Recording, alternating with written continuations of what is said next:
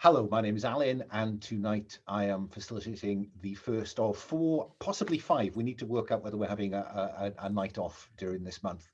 Um, Sessions of Against the Dark Conspiracy. This is my own game of uh, supernatural espionage. The system is inspired by Cthulhu Dark with a little bit of flavoring from Operators, the cinematic role-playing game, and in fact Cartel by Magpie Games.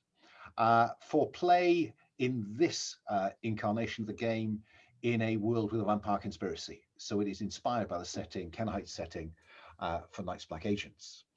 Um, it's a game about competent former professional spies, criminals, whatever, who for whatever reason find themselves cut off from their previous life and instead confronting the conspiracy they believe to exist in the shadows.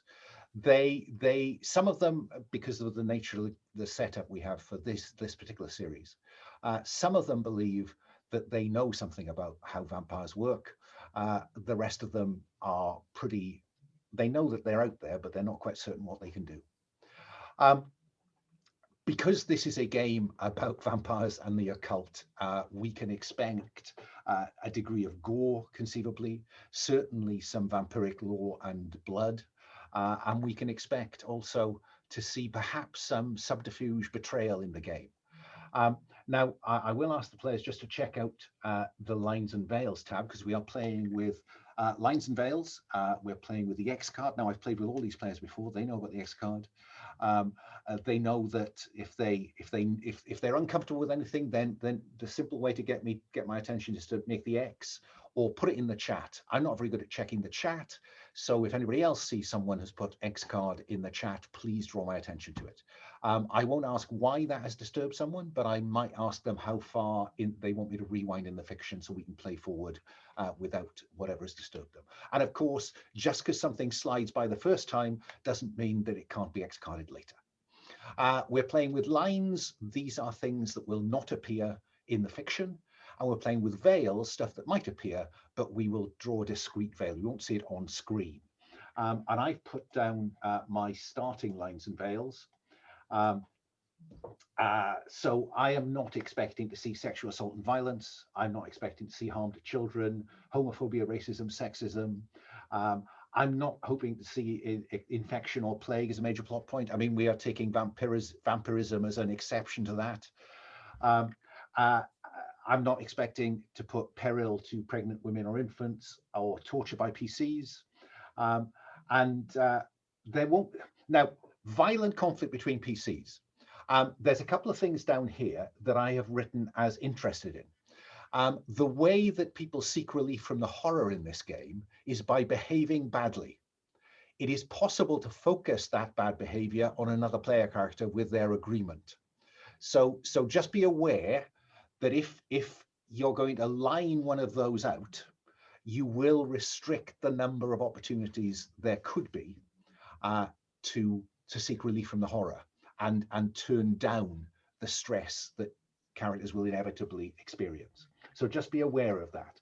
Um, uh, Ditto, there's a chance to behave badly in the sense of having sex with other player characters or NPCs. Again, we'll play that one very carefully. And of course, there's always that opportunity to get drunk or high just to let a little steam blow off. So do check out Seek Relief from the Horror, that tab. There are other ways to do it that don't involve these things, but before we start play proper, I want you to give me a very clear idea of which of those Seek Relief from the Horror moves you want off the table, and then we're all in the same place. And if there are any others, I know these players will add them in.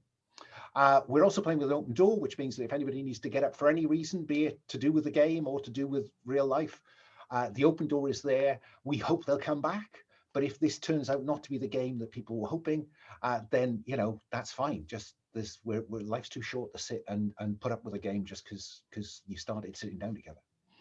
And finally, we are playing, because this game is organized as part of the Gauntlet RPG community's monthly calendar, we are playing with the Gauntlet Code of Conduct, which I kind of summarize as play respectfully. And again, these all of us have played together, so we know what that's about.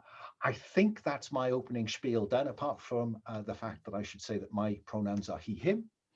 Now I'd like to give our players a chance to say hello and introduce briefly their characters. So let me go left to right on the character keeper. Let's start. Will, say hello, tell us about your pronouns, and introduce us to Jimmy Rook. Hi, my name's Will. My pronouns are he, him, and yeah, I'm playing Rook, Jimmy to his friends. But you know, there's not really many of them left alive anymore. And Jimmy is a returning character from a previous series of Night's Black Agents who has seen a lot, killed a lot, and seen a lot of people die, and is now motivated by vengeance after they killed his anchor Kasha in the last adventure. Yes, I should have pointed that out. We are a group of players who are coming back together, this time with me in the kind of facilitator seat. Previously, we played 12, 13, a lot of sessions together of Night's Black Agent Express, which is Lowell's hack of Night's Black Agents to take some of the grittiness of the system and smooth it out. Jimmy was a criminal, and then recruited as an MI6 asset because he was a black bagger, but he was never a full MI6 agent. He was who MI6 employed to do these kind of things, and then it all went a bit weird and got progressively weirder. Indeed. Okay, let's move along.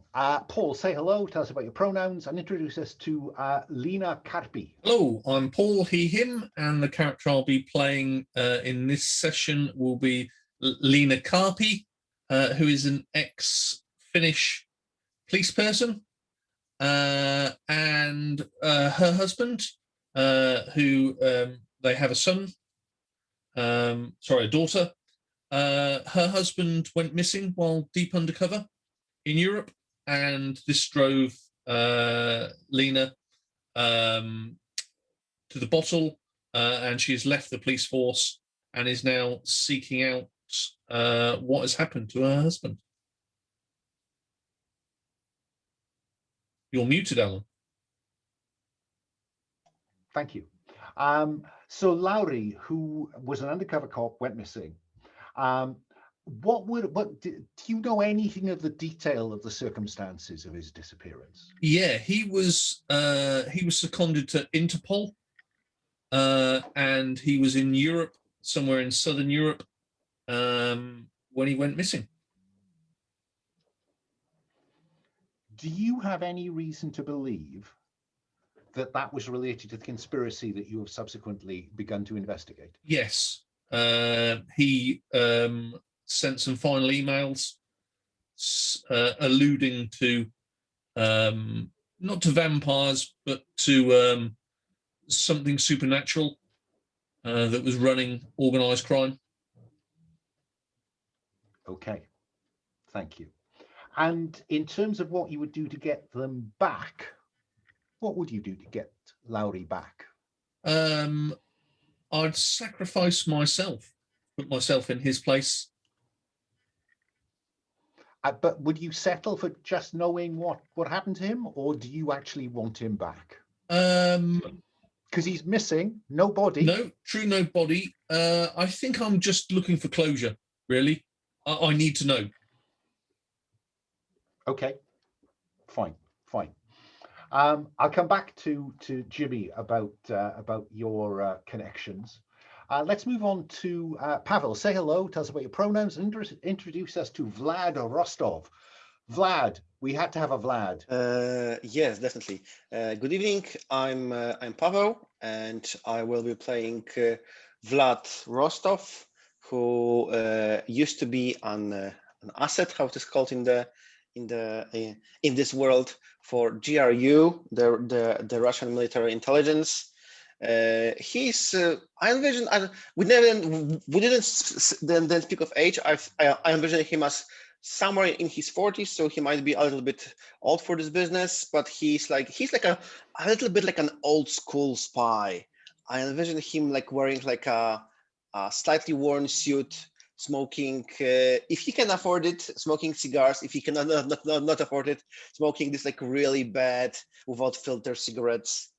And I think when he's stressed out, he like burns them to like up till the very end. The smoker, he has like smoker hands. And he wasn't he was sort of like a field agent. His specialization is like signal intelligence. He was planting bugs, cutting wires, attaching wires to bugs, and this sort of stuff, and building things. At the beginning, he was like really thinking he's helping his country, but then he learned that he is actually that he was like recruited to work for this shadows. That's kind of like he knew, and he was very complacent that they are using the GRU agents for something other than forwarding the country agenda, and he was really okay with it because it guaranteed him safety. But then I think he crossed the line in what he knew, and he became a liability. So they wanted to eliminate him, and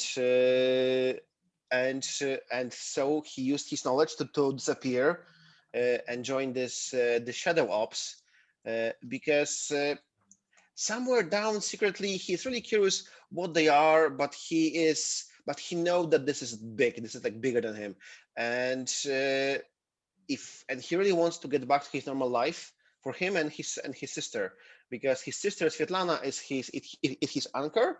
I think she's about his age, maybe married, living somewhere, and he really doesn't want his life, his knowledge, his life to influence his sisters. Can I ask? So what would they have to? So if the conspiracy telephone you today and say, "Come home, Vlad, all is forgiven.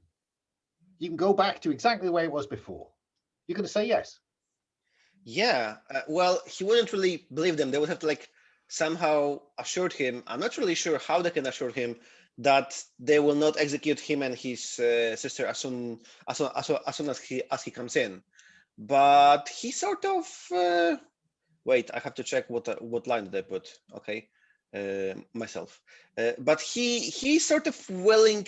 He might be willing to do it. If this will guarantee him safety and his family, he might be willing to do it because this is the big stuff. Let me be clear then, because you've just made it really really easy for the conspiracy, because all they have to do is to tell you, yeah, really, you can trust us. So I guess the question for you is more specifically, what would they have to do to prove you could trust them? Because I need something quite specific here that I can hold out as conspiracy. At the minute, the conspiracy is going to be on the phone within hours. What would prove that they meant it? Give that some thought. I'll come back to you. Sure. Let's move along to Lowell. Say hello. Tell us about your pronouns. Oh, sorry, Pavel. Did you tell us your pronouns? I don't think I caught them. Me and my character, we both use he/him. Thank you.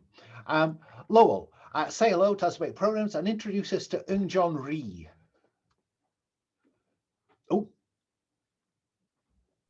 I had to click over so I could push the spacebar. So my name is Lowell, pronouns he/him, and I'm running Eun-Jon Rhee, who is a returning character from a game a couple of years ago, just a couple of sessions of, and she is an ex-NSA operative. Before all of this went south, she worked in Europe and the East sometimes, essentially tracking down North Korean and Chinese agents, suborning them, and if that failed, killing them. And at some point, she got roped into what she thought was a simple cross-disciplinary job with some agents of another group that she didn't know exactly what was going on. And that went terribly wrong. And that's when we faced the vampires. And everything changed at that point for her. Her realization was, if vampires are real, then all of my Catholic upbringing about God that I had turned my back on is probably real, and I am going to go to hell unless I do something about all of this. And has isn't like explicitly fanatically religious, but that is certainly her drive behind her right now. And I'm curious, is there anything that would shake her belief that that Catholicism is right, is real? They, it's actually worth having. I don't think so yet. At least she can't envision it right this second. I'm sure there'll be some things if vampires don't react to religious symbology or that kind of thing. If that shit goes down, then that's gonna crack her mind open. But generally, she's trying to reconcile her upbringing with her current existence and her past. And just remind us, who is your connection to the real world? The life that you might have had, or you might one day want to have. I imagine that there is the son of one of my fellow Korean American operatives who, like just before all of this craziness went down with the vampires, got caught in North Korea and executed. And I kind of had to suddenly start, trying to at least put some kind of watch over his teenage son, who essentially was in Europe, at a private academy and has stayed on there. And, the service like provided some support and money, but I've been trying to watch out for them, even though I'm still dodging all of this vampire stuff. Okay. Because in this game, everyone has an anchor that offers them a degree of stability, or the opportunity to kind of maintain some sense of what might be normal in the world. People that are too important to them to spend much time on screen, or to actually live with them, but still people that matter to them. Let me just go back to Jimmy. Remind me about your anchor. So my anchor is Daria Kea. Daria Kea, would that be how you'd say it? I guess, yeah. I don't think we ever really I've said the last name much. A Turkish archaeologist who Jimmy and his friends rescued from a particularly Orphic vampire conspiracy that was all about shadows and Greek things. And I think that as a fellow, so that's someone that he saved, part of the thing, he still feels an obligation. And I think that, like, he tries to keep her away from it, but it's also somewhat she's very interested in, what I mean? She doesn't like to be kept out of it. So he keeps touch with her. And it's a case of, she's a very headstrong person that he still feels responsible for. And I think perhaps there's been a little bit of frisson of something else there as well, from time to time. But all very smoking cigarettes and damaged people style, Yeah. And just to be clear, you've chosen revenge as the reason you've decided to confront the conspiracy. They took the life you had away from you. Do you want to just flesh that out for us? Well, I mean, Jimmy was largely doing this out of that there were monsters in the world and that they should be stopped in the previous ones, right? But he did, rely on his friends to keep him safe. And one friend in particular, a woman named Kasha, who ended up being taken as a collateral by a rival, the conspiracy that was using as their catspaws. And, despite Jimmy delivering on his end of the bargain to keep her alive, you can't trust vampires. And they turned her. And, well, certainly the last we saw of it was Jimmy loading a shotgun and going off to kill a reflectionless Kasha. Let's wonder whether that happened or not. I was going to say, we'll leave that one hanging, shall we? And your revenge would look like you would rid the world of Lilith, her daughters, and all their line. I mean, Jimmy would probably settle for, I burned all of everything that you built to the ground. It's not, he hasn't thought about it much beyond, I'm going to kill the people who did this, the things that did this, and anything that like them. He'll know the line, I suppose, when he's burned it down. Fine. There is another bit of character creation to do with your relationships within the team. I'm going to leave that for now. I want you to see the characters in play a bit before you decide which one you care most about or least about. But those are our characters. And as I've said, we are picking up some loose ends from a previous series using a different system. And that left someone that the previous team saved, Cassandra Irving. Cassandra Irving was saved from the conspiracy and was set up with a new life by a now deceased character, by his contact in the Middle East, work name, code name Chapstick.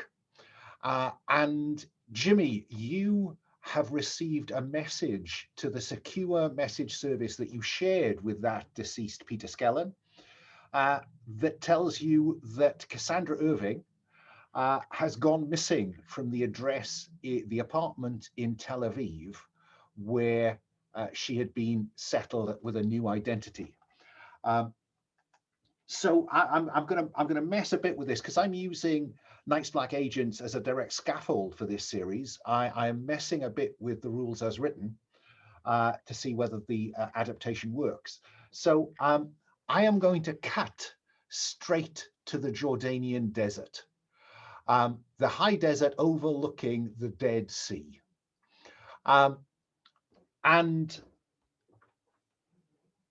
you, as a team, have followed up the leads around Cassandra Irving, now living as Carmel Immerman.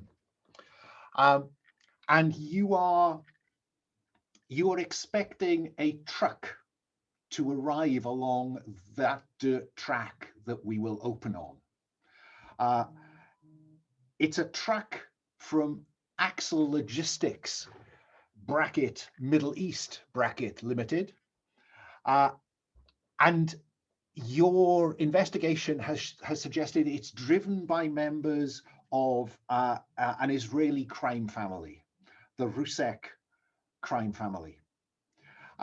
And the other thing I think that is of interest is that Axle Logistics does a lot of business with a company called HGD Shipping. Your investigation suggests that they are due to meet a Jordanian fixer, a fixer called Mohammed Yusuf. And we just see a beaten up, dusty white van driven by Mohammed Yusuf pull up on this dirt road. And as he pulls up, you will see in the distance the dust as the Axle Logistic truck comes round a corner towards where the meeting is to take place. You believe that this is a delivery of weapons and ammunition being provided by that crime family illegally to this Jordanian fixer with not much concern of where it's going. It could well be that Shin Bet is turning a blind eye to this kind of trade. But more to the point, you believe that one of the crates in the back of this truck contains Cassandra Irving. So let's try to kind of put you on the scene. Let's start. I'll keep going left to right for a little while. Jimmy Rook, as that scene plays out in front of us, white van, smoking Jordanian gets out of the cab, looks into the distance. We see the dust trail. The Axle Logistics truck is approaching, driven by a driver and probably an escort. What do we see first? When do we first see Jimmy? Getting out of the car behind the Jordanian fixer, as recommended by his friend Yasim, I believe was his name, my Turkish weapons dealer contact. So is Yusuf expecting you? Yes. Yusuf, needed some muscle, and he asked Yasim if he could get hold of any, and Yusuf knows this guy, Jimmy, ex-military. Okay, I'm going to use this scene basically to just do a very brief introduction to, in a relatively low stakes way, to the way the rules work. So I think that what I need you to do is to maintain a cover. How convinced is Mohammed that you are what you seem to be, Rook? Yeah? Yes. I know it's not strictly within the skill set, but would larceny apply here? Because I am playing on that criminal Yes. underworld connections, you know? Yeah. He may not believe that you are the toughest muscle in the world, but he certainly believes that you're very dodgy. Or Yes. that's what you're playing. So if everyone wants to just check out the dice pool, it's a dice pool game. You always roll the dice in the middle, which is currently showing a 5. If your expertise is relevant, you will roll the orange dice that is above that. And you always have the option to roll the green dice, which is the stress dice. So the stress dice is there to increase the size of your dice pool and therefore the chance of success. But it carries with it a risk that stress might go up.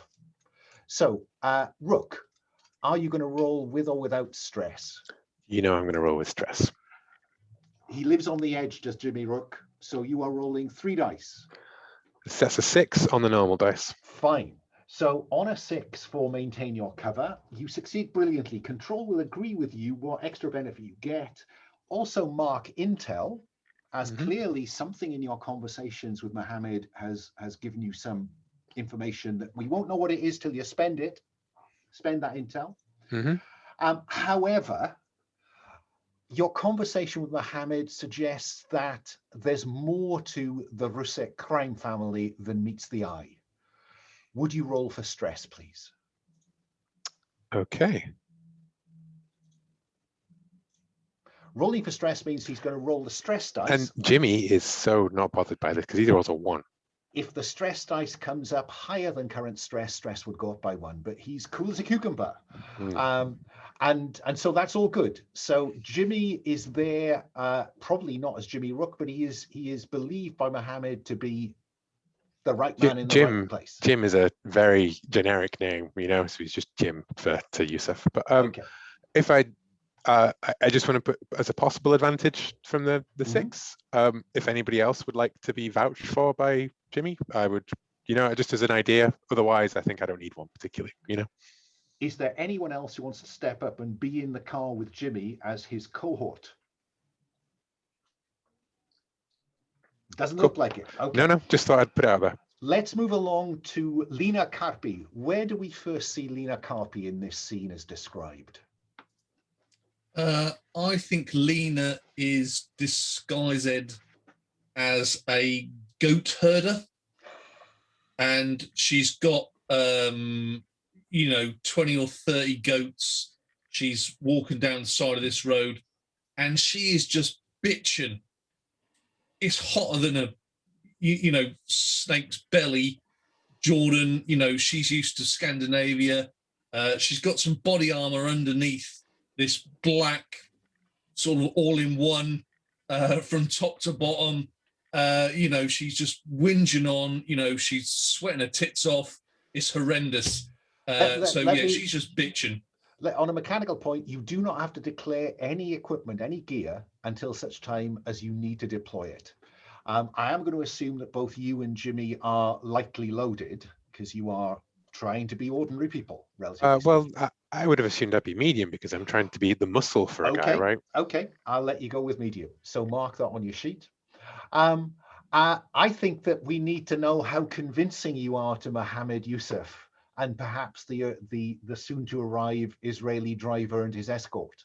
So I think you are going to roll to maintain your cover, Lena.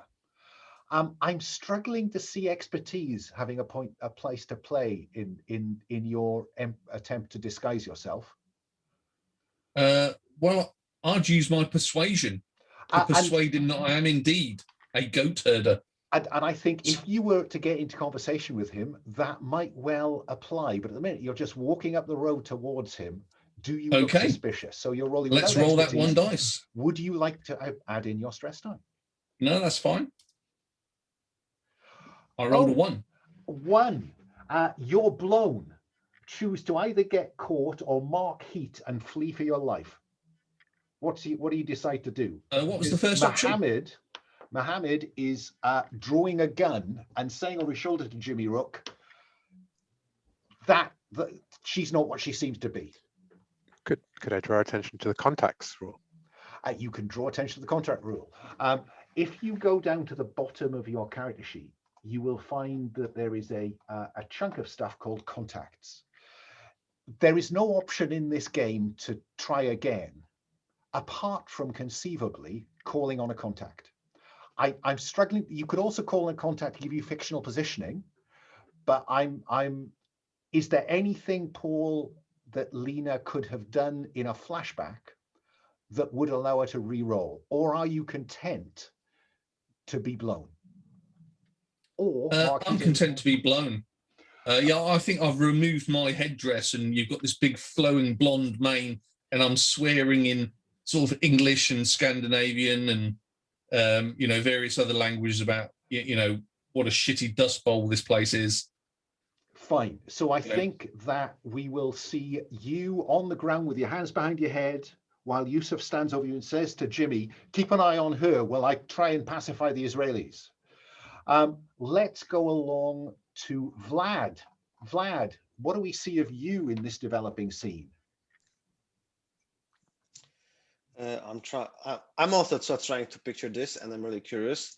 I think so. This is a desert. I think we see a van that is parked on the desert. It's probably, you know, the van that drives on the desert with like big wheels and stuff, and it's like, and it has like sand cover on one side of it. And the best I can imagine is we see Vlad just like booting up one of his drones, and he's like making sure that the attached flashbangs or other kind of the grenades are there to ready to go whenever he will, whenever they will be needed. Okay, well, we'll worry about what, but he's out of sight from our scene behind that low rise. Yeah. And we see him opening a case and lifting the drone out. Fine, yes. That's fine. I don't need any dice rolls for that. And finally, Unjung, what do we see of you in this developing scene? I imagine that I am off the side of the road up a little bit. I've been here for a couple of hours. I'm not enjoying it. I've been belly down with the desert camo netting over me, the rifle seated beside me. You know, I don't really pick it up until we get noise things coming. And essentially my scope is not on Jimmy or the white car, but essentially I am just tracking the Israeli truck with the intention of if they start to move in a way we don't want, to take tires out. Okay. Well, Mohammed Yusuf is going down the road and he's waving down the truck, and he's got his hands up. He's clearly wanting to keep the two Israelis in the cab calm, and he goes to the side window while Jimmy is covering Lena as she lies with her hands behind her head on the ground. Let me ask, is there any conversation between Jimmy and Lena? I mean, you know, like right up behind Lena's ear, and I say, you know that you were supposed to keep the bloody scarf on. Not many blonde goat herders here in Jordan. It's fucking hot. I'm sweating my tits off. Yeah. Anyway, yeah, and I think I'm going to pull out a pair of cuffs and restrain Lena, you know? Okay. Yeah, I mean, just a couple of, you know, an already cut pair of Ziplocs kind of just on the wrists. Mm-hmm. Unjung, the driver stays in the cab. The passenger in the truck gets out and is, you know, is looking round and is clearly looking a bit angry at Mohammed. Mohammed's doing his best to calm it down. It says, you know, there's okay is what he's trying to communicate. But the truck has come to a stop, and after a conversation, the Israeli passenger walks up the road towards where Lena and Rook are, as the driver brings the truck up to the van. And it looks like they're ready to do an exchange.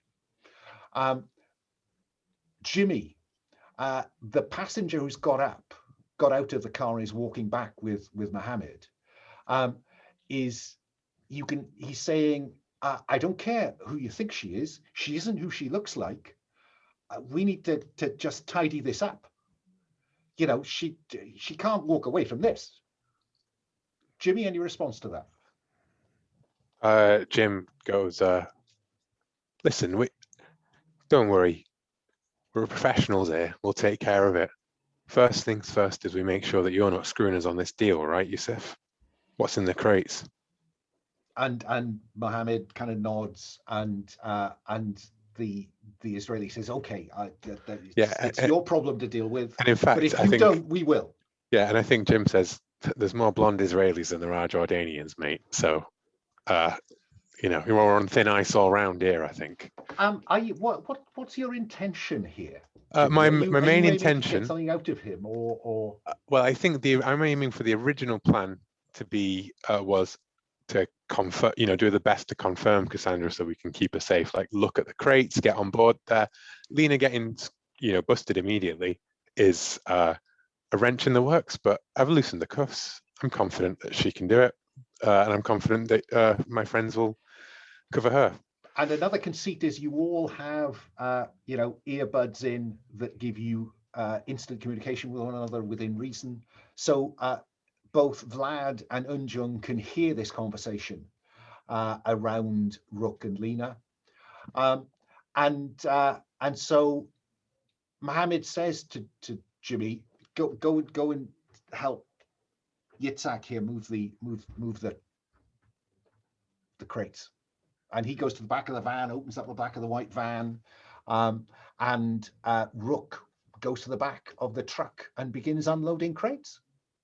I think, you know, like obviously I don't want to go into the descriptions of the crates and so on and so forth. I would be obviously doing my best to go for what could possibly hold a woman and trying my best to work out, you know, so I'd be keeping up the appearance of moving crates, but it might be more like, yeah, let me have a look at what we've got before we start. You got to do this cleverly, mate, cleverly, not otherwise you'll throw your back out. It's not a good idea. Let's see if you can successfully persuade this individual to do it your way, because all he wants to do is to get this out the back of the truck and into that van and turn around and get back across the border into Israel.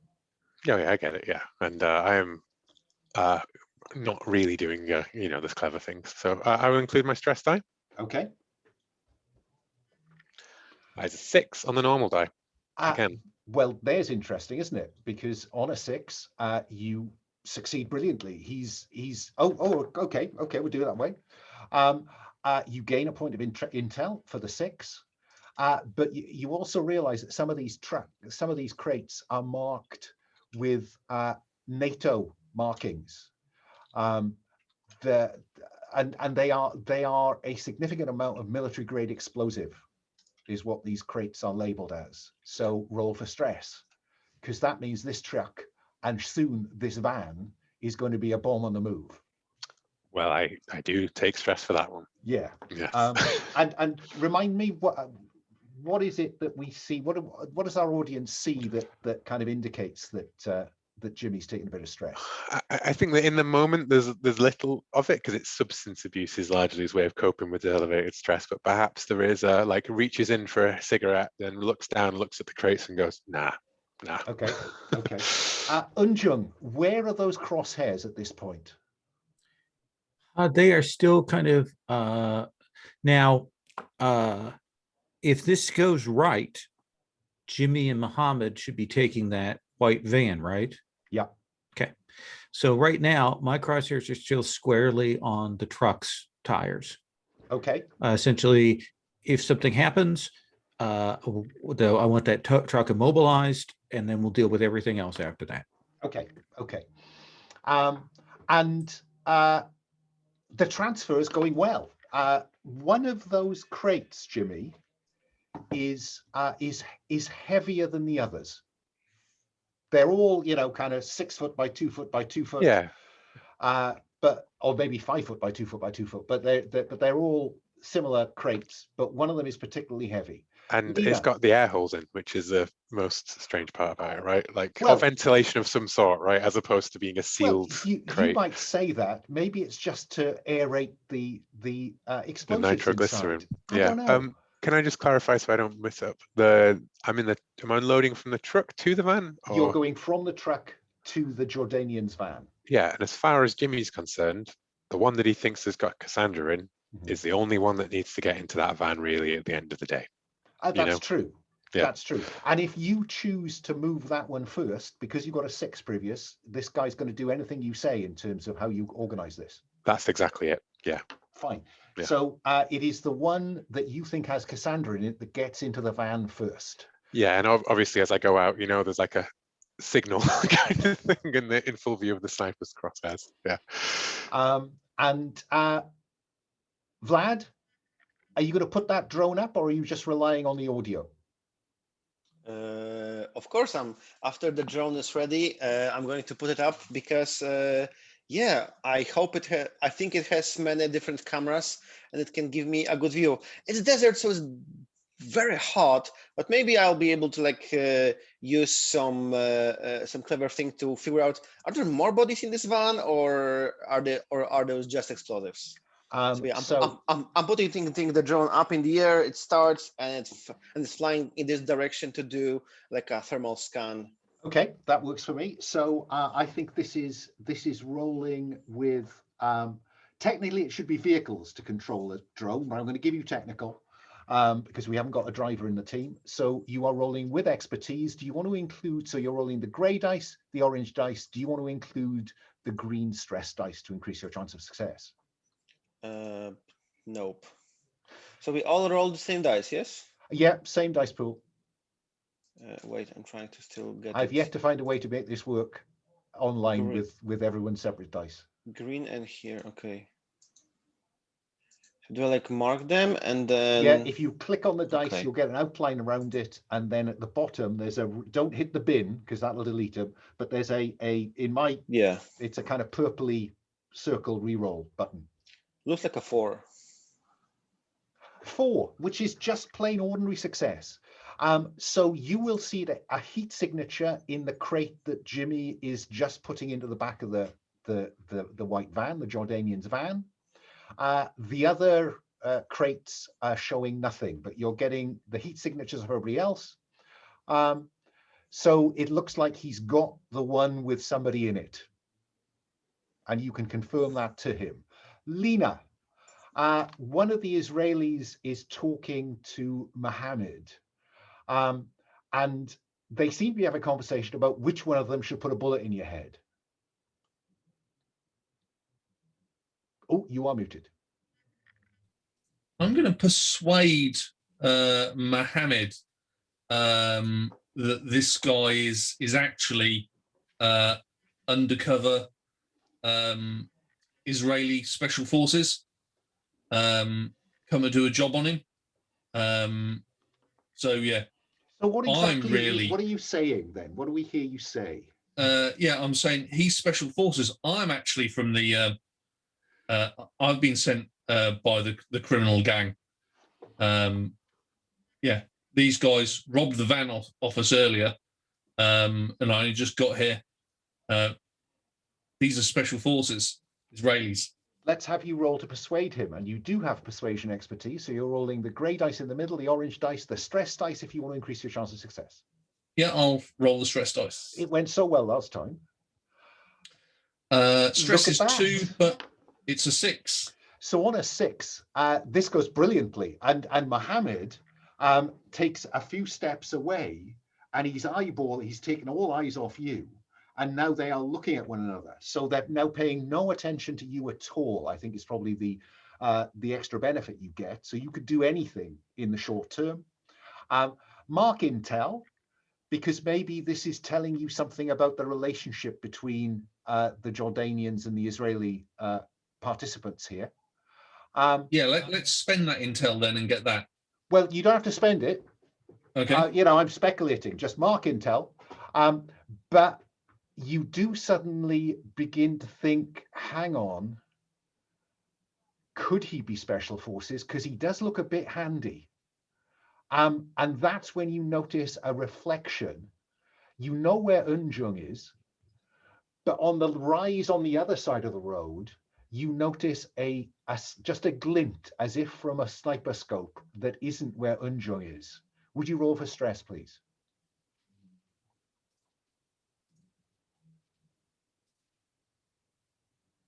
I rolled a Cool as a 1. cucumber, Lena. Unjung, you hear this, that Lena whispers, there's something about 4 o'clock from my current position. What are you going to do, Unjung?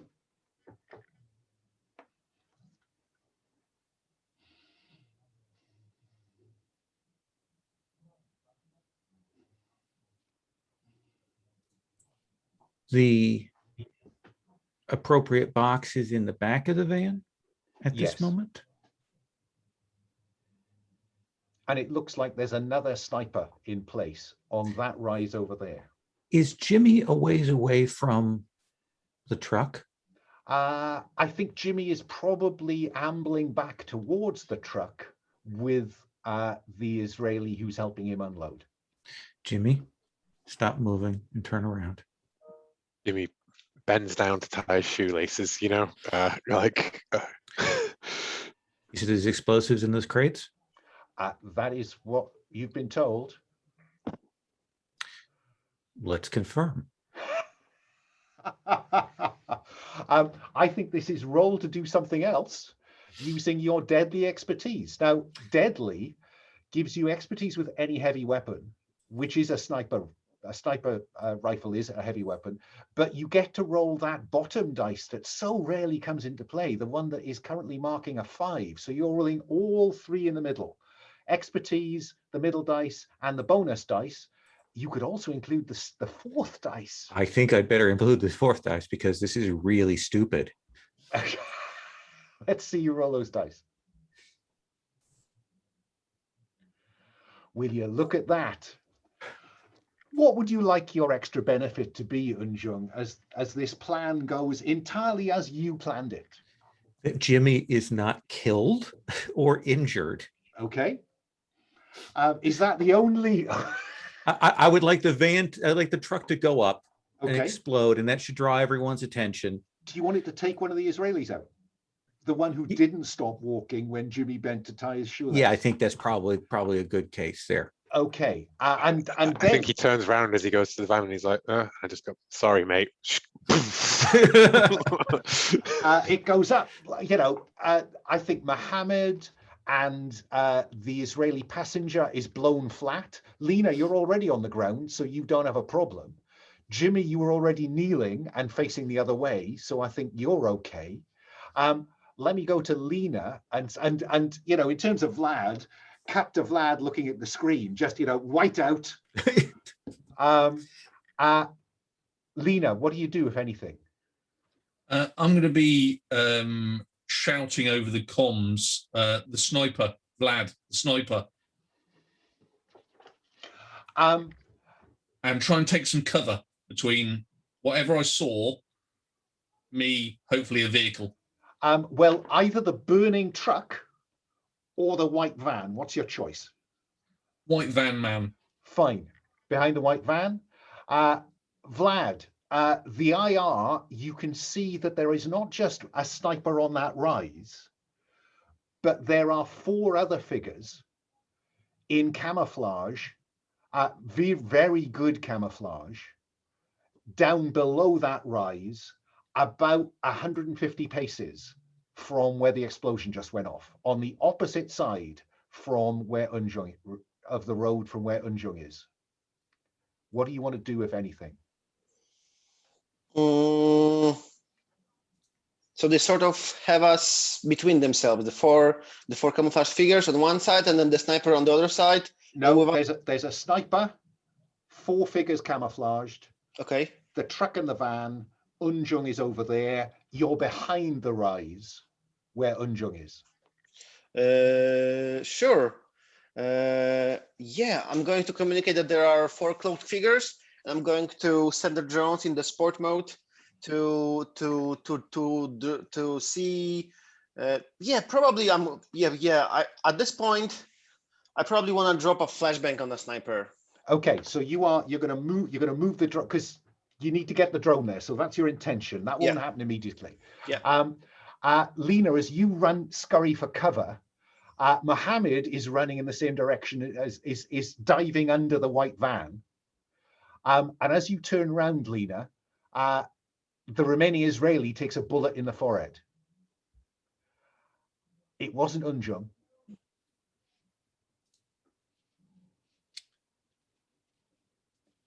Well, I'll pass this on to everybody, saying the Israelis down. And clearly I'll ask Unjung. Is it you? Not me. Moving to sniper. Fine.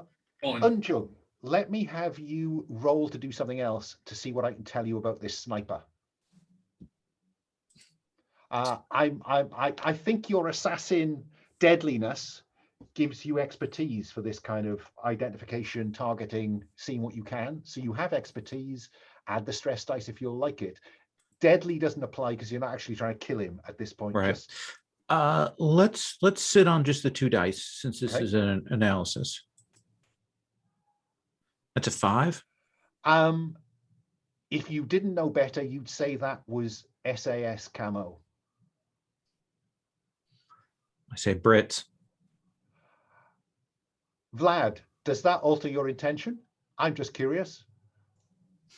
Not with what we know about the Brits. I don't know why it should. I'm dropping flashbangs. Jimmy. I wanted to drop frag grenades, but I will drop flashbangs. There's banging on the inside of that crate that you've just put in the back of the van. Well, Jimmy, throws open the back of the doors and he's yelling at Lena to get in and, jumps on and he's going to try and pull that, I think slam the door shut, pull the case open, that she's not in tight line of sight, basically. Lena, are you getting in the van to help Jimmy free Cassandra? Oh, I'm telling her to drive. Oh, I see. Okay, right. Oh, you are muted. What state's Mohammed in? Mohammed is just lying like that with his head, just hoping this is all going to go away. I'll say to Mohammed, get in the fucking van, Mohammed. Okay. Gets in the van. One fucking goat dies because of this gunfire. You're getting it, Mohammed. Vlad, do you drop the flashbangs on the 4 SAS troopers who are now advancing across the open ground, or on the sniper? On a sniper. The troopers might have few shots at my team, but the sniper will have a long desert road to shoot at them. So I'm flashbanging the hell out of the sniper. Fine. I'm not going to make you roll for that now because I realize that it's 30 minutes past the hour and we should take a short break. Can I suggest that we take a commercial break there and we're back in our seats at 20 past the hour? I'll see you then. So we have the white van, swirl of dust as it spins around, and Lena is flooring it away from the explosion, I'm guessing, with Mohammed cowering in the passenger seat next to her, while Jimmy's in the back levering the top off this crate. Some flashbangs have gone off on the ground, and you can see the SAS troopers scattering to cover and begin to shoot at the drone. Jimmy, you lever off the top, and Cassandra's lying there on her side, kind of like this, and she says, "Jesus Christ, Jimmy, is there any solution you have that doesn't involve a fucking explosion?" Listen, that wasn't me. It's this new lass. She's a bit trigger happy. You'd like her. Really? Says Henry. Yeah. Strong women. Please, God, tell me that you didn't blow up any British troops. I didn't blow up any British troops. What is Mo okay? Mo? Mo's here. funny story, Mo and I were at university together. Now, do we need to keep running away, Jimbo? Well, I mean, maybe you should tell your sniper to stand down before my girl there puts one between his eyes. Look, they're under strict instructions only to shoot the Israelis. All right. We can all stand down. I think we've stood on someone's toes here. Let's cut to dusk in the desert, probably in the vicinity of Vlad's van, where a white van is parked up next to that. A group of 5 SAS troopers are huddled round a billy can, brewing up, looking really pissed off.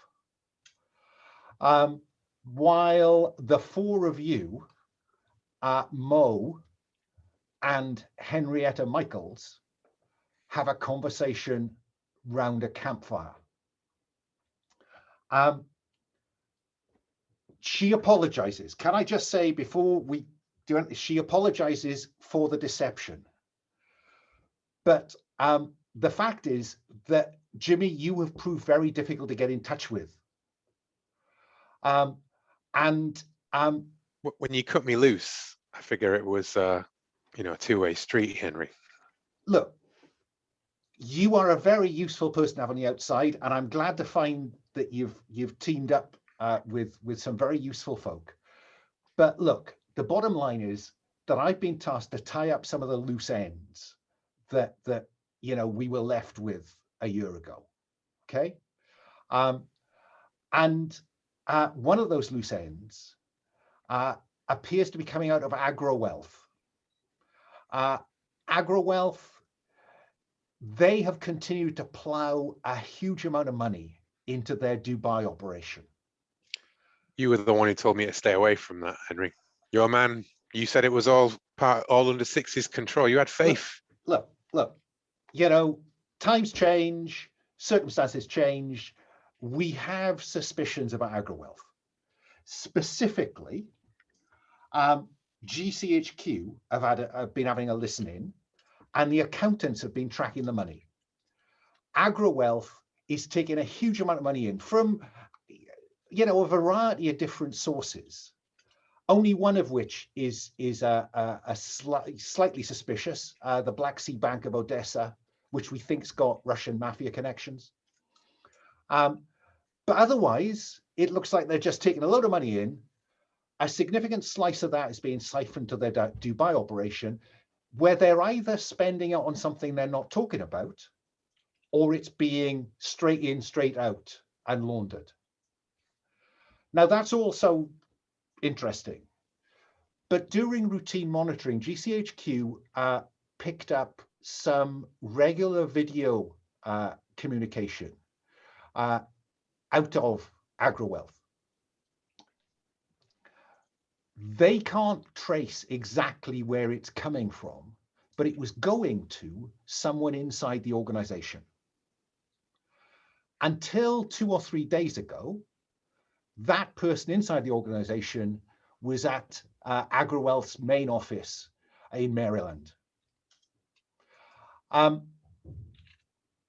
Now, the comms is coming in to that same person's laptop at a villa in Amman, which is about an hour that way. That again is all very interesting, except that as soon as that comms went from Maryland to Jordan, that matches exactly when an AgriWealth, when a private jet landed at Amman with, we believe, their chief executive officer on board, one Ursula Kane.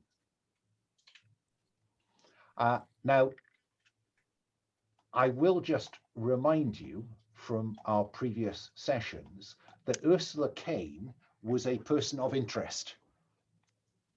I could give the Jimmy Rook 2-sentence recap if you'd like of that.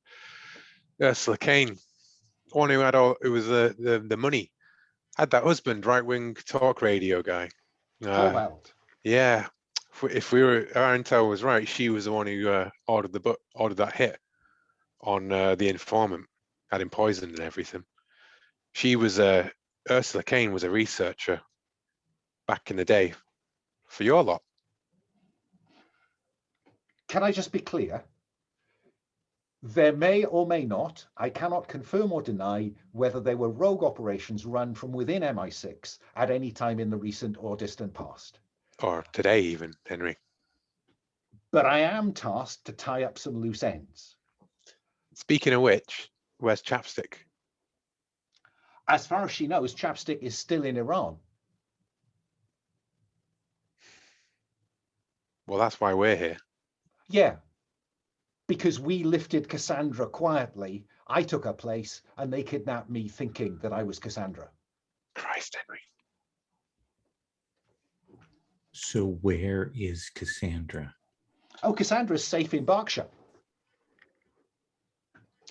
Yeah, I mean, we did bug Cassandra out originally to get her away from your lot, but I guess it's all new day, right? New beginnings. I'm sure she's happy to be back home. My boss Hopkins was very happy to extend a hand of friendship to Cassandra, and she is happy and safe living under a different identity in Berkshire. But, you know, I can't tell you where. All right, well, I guess, what? Are you and your merry men going to head off and take down Ursula Kane now? Well, no, fingers crossed, choppers inbound. My question to you, Jimmy, is we'd like you to pick up where you left off with Ursula Kane. We'd like you to find out what she's doing. She's in Amman. She's given her apologies for a conference in New York, saying that she's sick and can't attend, and yet here she is in Jordan. She's more exposed than she's been all the time we've had an interest in her.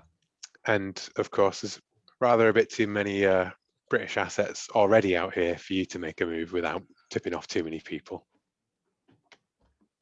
You know, sad explosion in Jordanian desert is as far as I can go. Right. Yeah. Well, I'd like to tidy up some loose ends too, Henry. I think these guys are on board. When he says that, my hand is like tighter on the rifle that is across my lap. Are we working for governments now? I thought we were all burned doing so. Well, not really working for anyone, are we, officially?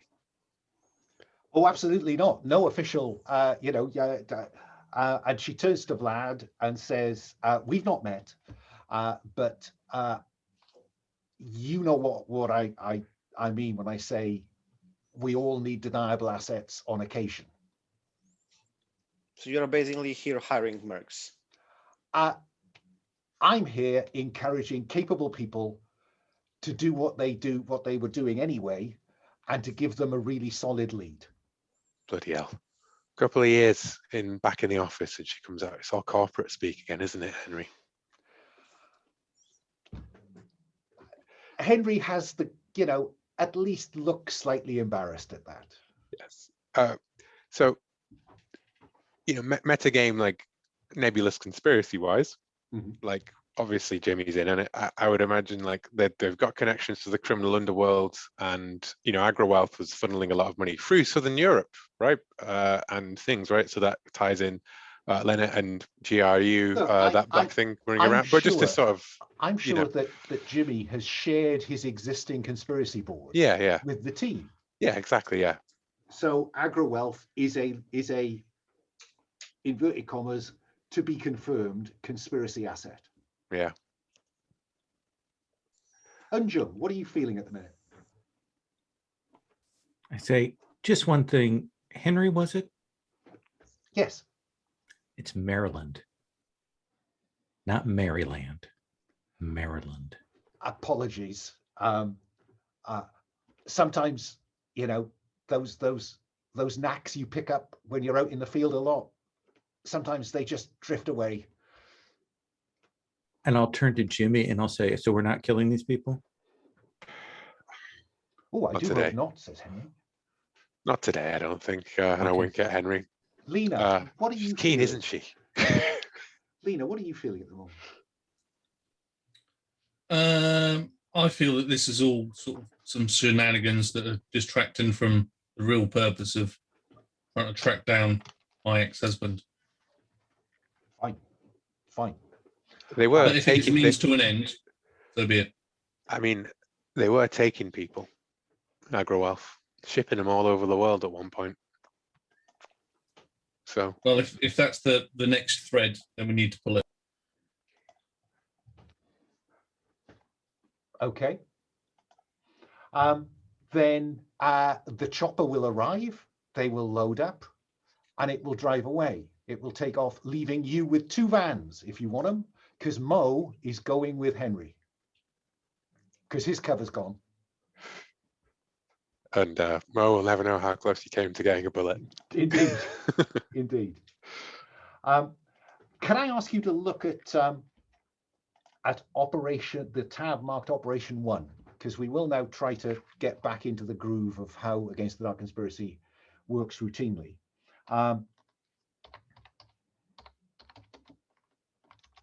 So the lead is Henry's lead on Ursula Kane. Yeah. The focus of the operation is going to be on Ursula Kane, therefore. It is going to take place, well, there is a villa in Amman, Jordan, which is presumably where this is going to focus. It is likely that she is going to have AgriWealth security with her, so the level of opposition is likely to be Special Forces contractors. Quite what they're doing there, I think at this point, is entirely unclear. The way this now works is that each of you can frame an investigative scene that will help fill out what you're going to find on the ground when you get there. And at the end of that, I'll check in with you to see, well, what will success look like in this operation? Yeah. So because you've done this before, Will, I'm going to come to you first. So I'm assuming that you're in some cheap hotel in Amman, the capital of Jordan. You know where this villa is. I put a picture, I think, on the conspiracy board above Ursula Kane's picture, along with Torvald. It is a very flash villa in the hills above Amman, in a very select district where people have lots of space and lots of irrigated gardens. That is the location. There is no evidence currently that Torvald is with her, but Henry says she arrived 2 days ago on a plane. And the comms that were going to her laptop are now going to that laptop at this villa. So, Jimmy, frame an investigative scene. I'll try to explain what that means as you do it. Yeah, I think that Jimmy is going to break in to he's going to case the joint, basically, scope it out like a crook would do. See if there's any empty villas nearby, break into one, try and make inferences about the architecture and that kind of. Okay. So for the rest of you, the way this works is that each of you gets to frame this scene. So we frame this as Jimmy, I guess, just discreetly wandering around the neighborhood, trying not to look suspicious, but trying to get an idea of what the external security maybe looks like. I think you're going to struggle to find an empty one, simply because this is where Jordan's elite live, and they tend to, have people at home. Oh, yes, but it could be as much as the gardener is outside and I walk in through the back door while he's not paying attention and just stroll out the front, right? And so each of you will get to make, as part of this scene, a single investigate roll. And the investigate move is how you ask me questions. Because we're working from prepared material, in the normal game, you could create detail. In this one, you have to ask me questions because I'm working to some Night's Black Agent stuff. So let's start then, Jimmy, by having you roll to investigate. Larceny is appropriate expertise for casing the joint. Mm-hmm. Do you want to include the stress dice? Yeah, why not? That is a 6 on the expertise dice. Well, will you look at that? So on a 6, you get to ask me 2 questions, Jimmy. So what do you want to know about, starting from the outside working in? Yeah, is the yeah. Narrative positioning. I suppose, lay out like intrusion kind of points.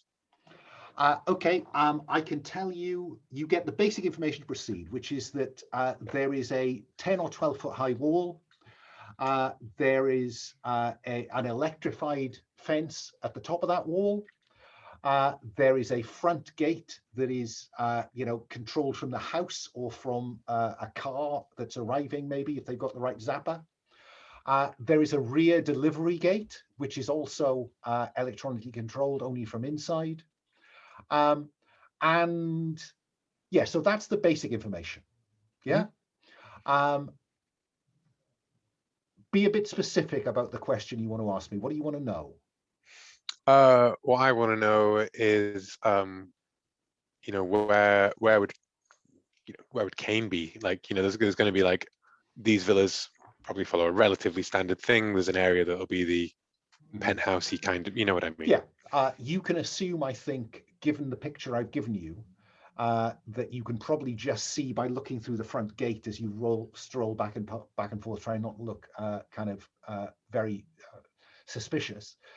Your guess is that it is a large windowed built room on the upstairs level overlooking the pool. Yeah. Mm-hmm. So there's one. You now get a second question, but I will come back to that because what the others find out might determine what you ask. Remember to mark intel because you rolled a 6. But this does look secure. Would you roll for stress, please? Because you rolled a 6. Fine. Cool. Let's move along to Lena. Lena, how do we see you adding to the briefing, trying to work out what you're going to face here?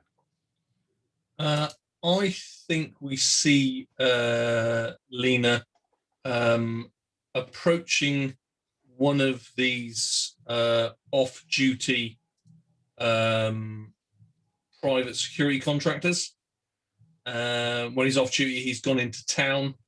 So I think somebody's provided Lena with information of where he is. And I think Lena's... Yeah, I think Lena's going to try and sort of tap him up as a sort of a viable contact. So she's going to be a bit flirty with him in a bar, and yeah, try and get some details about him, a phone number, that kind of stuff. I'm not sure how firm Jordan is about alcohol. Let's assume that it's tea. It's Jordan's actually not too bad. Okay. Hotels for Westerners is perfectly fine. Fine. So a hotel bar where he's gone for a drink. I think, is this charm? Is this good cop or bad cop? Is it, do you know who I am to answer this question? Or is it, hello, flirty Lena? It's persuasion. Okay, so you're rolling with expertise. Would you like to include your stress dice? Yes, I will. Go ahead.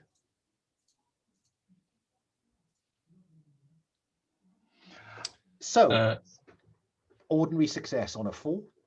So on a 4, you will get to ask me one question, but I'll give you the basic information first. This guy is not Agro Wealth.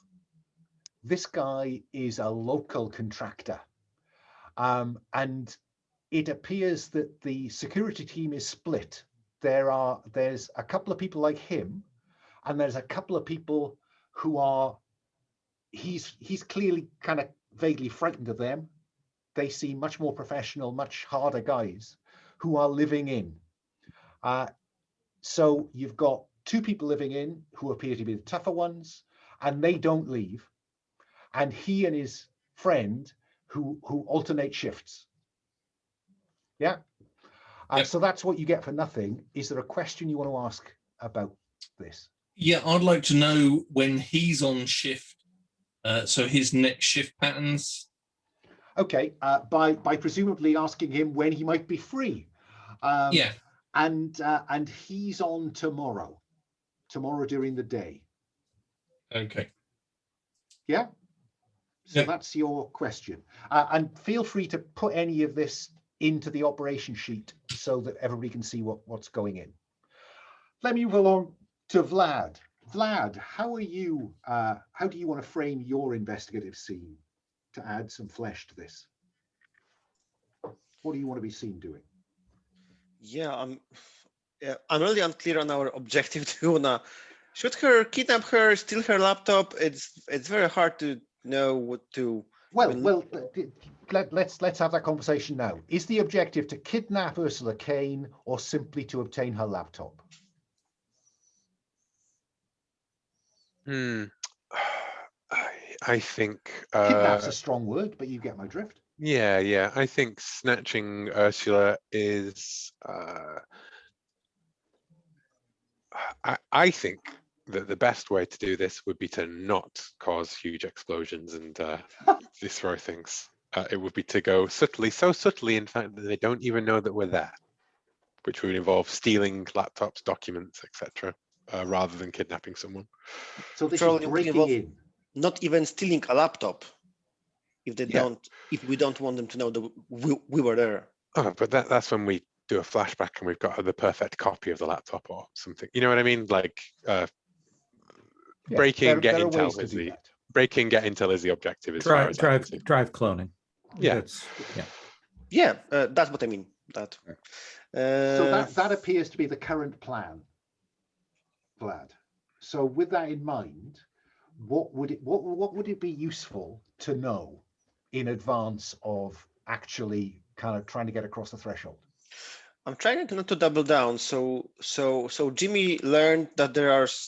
What did Jimmy learn specifically? Because I Electric wonder fences, if gates, and where in the house that the most sensitive stuff is probably going to be, which is Kane's private rooms.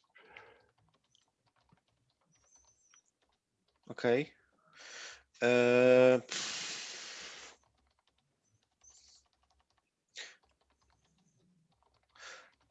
I probably wanna do a slightly longer observation by drone, especially at night.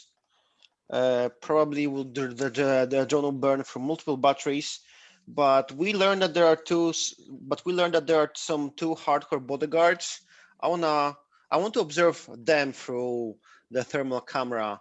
Are they? Yeah, what are their patterns? Are they just like sitting in some room? Do they even register on the camera, or do we have to like switch to like cold view? I don't know.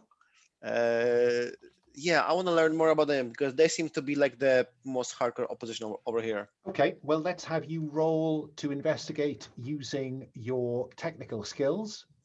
So you're rolling with the orange dice. Do you want to include the stress dice to improve your chance of success? Nope, I don't.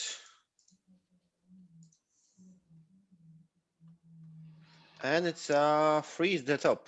So all you get is the basic information. They appear to be sharing the room next to the main suite, and I think that using the IR, you will see Ursula Kane in the main master suite. So it's a bedroom, bathroom, private sitting room. Maybe there's an office space in there. And then there is a smaller second bedroom and suite where the two live-in bodyguards seem to be located. And there's always one of them awake. There's always one of them on the move. I'll tell you that that's the basic information.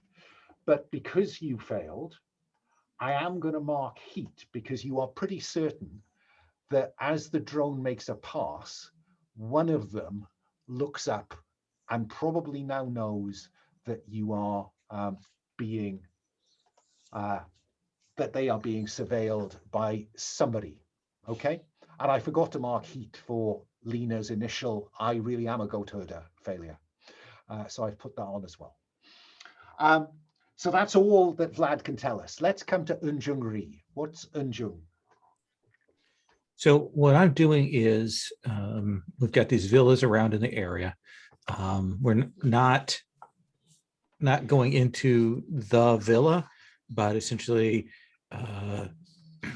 doing the Paul patented internet repair person in adjoining villas. And essentially what I'm doing is I'm getting a sense of where the Wi-Fi network is in the villa.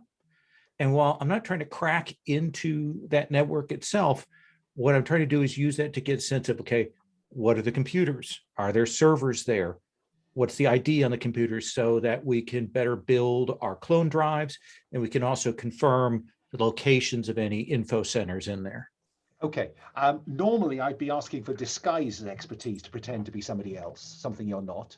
But I think given that you've got digital intrusion, they probably expect a degree of geek speak, which you are able to deliver. So, you know, you are a... it looks like your packets are in non-sequential order here. Exactly. We're going to have to recycle your router. So let's have you roll with expertise, so with the orange dice, stress dice if you want to add it in. Yeah, let's do a stress die. So that's green, gray, and orange. Okay. Well, will you look at that? That's a 6. That's a 6. 6. So on a 6, you get the basic information, which is that there isn't a server.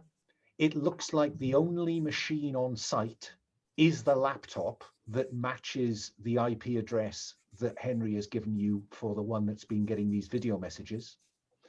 I'll give you that for nothing. Okay. You can now ask me a question. So my first question is, can I get essentially enough information, a drive image of that laptop to be able to build a device that we can slap on and quickly clone? I think that you will be able to do that. I think to do it quickly, you need to be wired to it rather than wirelessly connected to it. Okay. Well, I'll build that device and I'll leave that to Jimmy to go in. Okay. So you're going to just stretch out this visit so you have a clone of the drive. I'll get the information and go back such that I can then build a device that I can give to Jimmy and Tim and say, Jimmy, attach this to the laptop and it will speed clone the drive.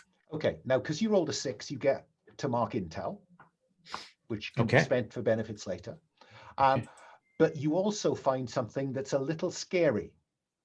And what is scary here is that as you are kind of just checking, proof of concept, can I clone this? There are a number of folders on this laptop that are incredibly securely encrypted to a level of almost, the level of a state. And that gives you some idea of the power and reach of the conspiracy, because this is well above standard corporate. So would you roll for stress, please? That means you roll the green dice, and if it is higher than your current stress, stress will go up by 1. Okay. You it is not. So cool. You are so cool. So you have a second question I will come back to shortly, because let me go back round to Jimmy as we pick up on Jimmy's kind of casing of the joint. What's your second question, Jimmy?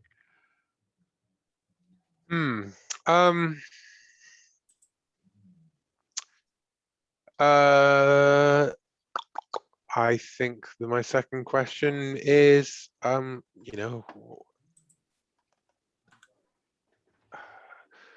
what's the best way to get in without anyone seeing me?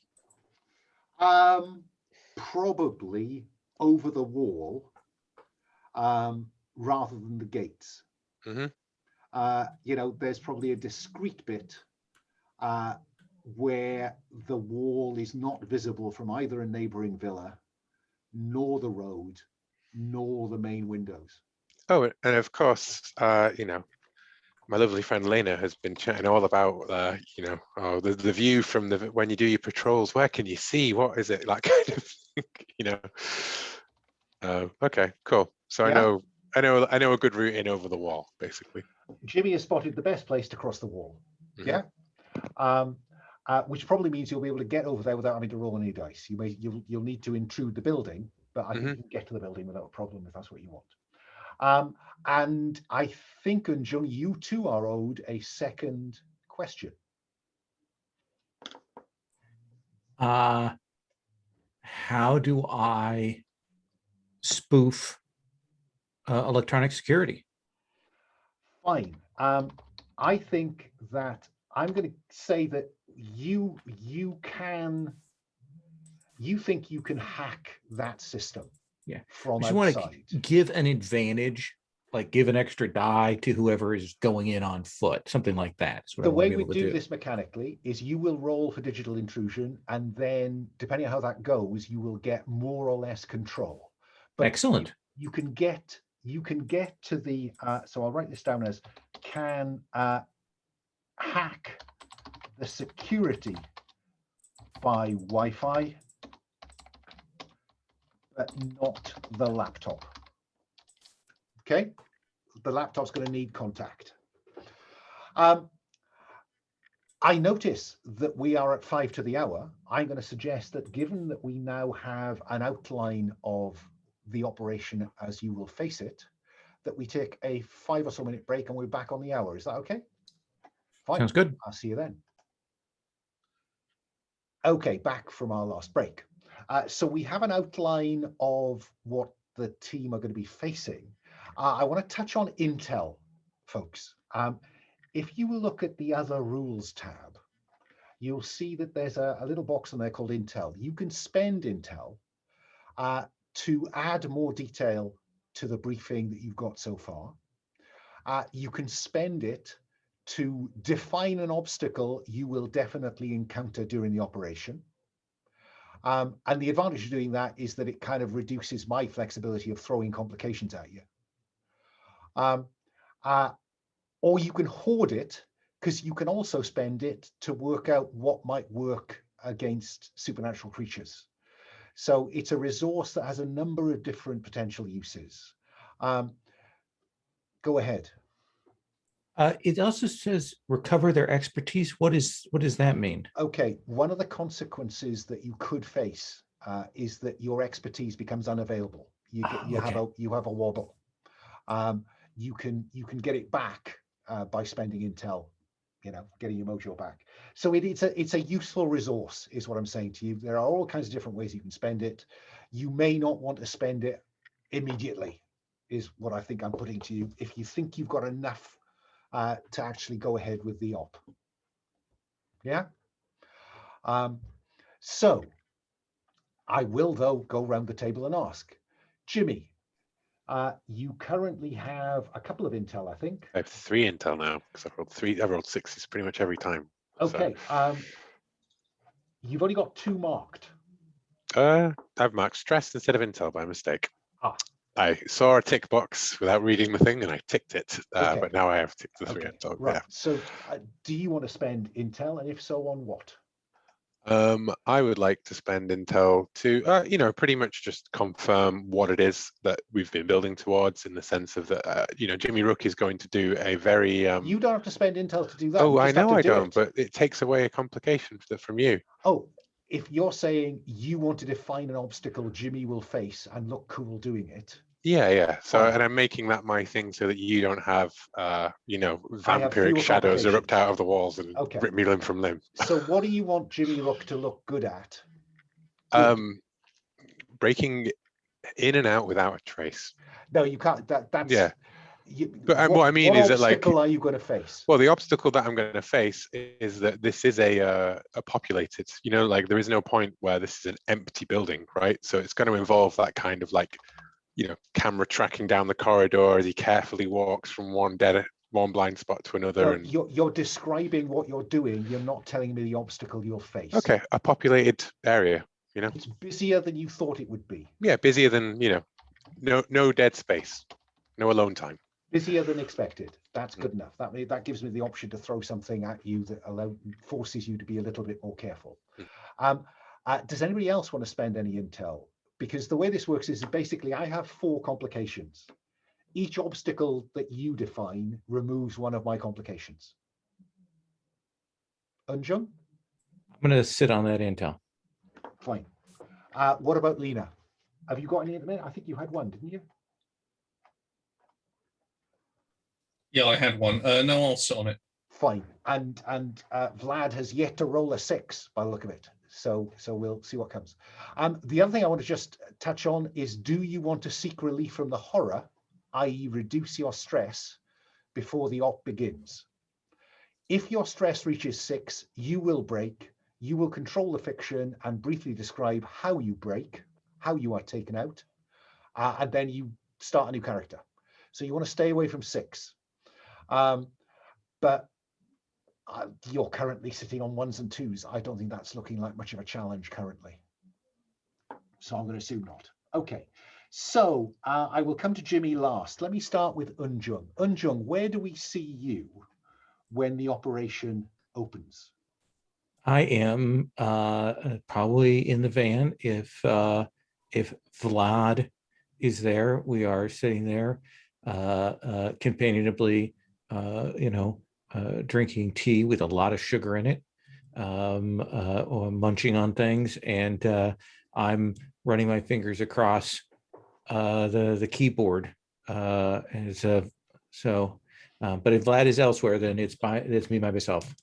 I will remind you, you have Mo's beaten up old van as well, if at your disposal, as well as the I assume we have parked that a ways away as our backup vehicle. Fine. So you're in Vlad's vehicle. Vlad, are you in your vehicle with Unjung?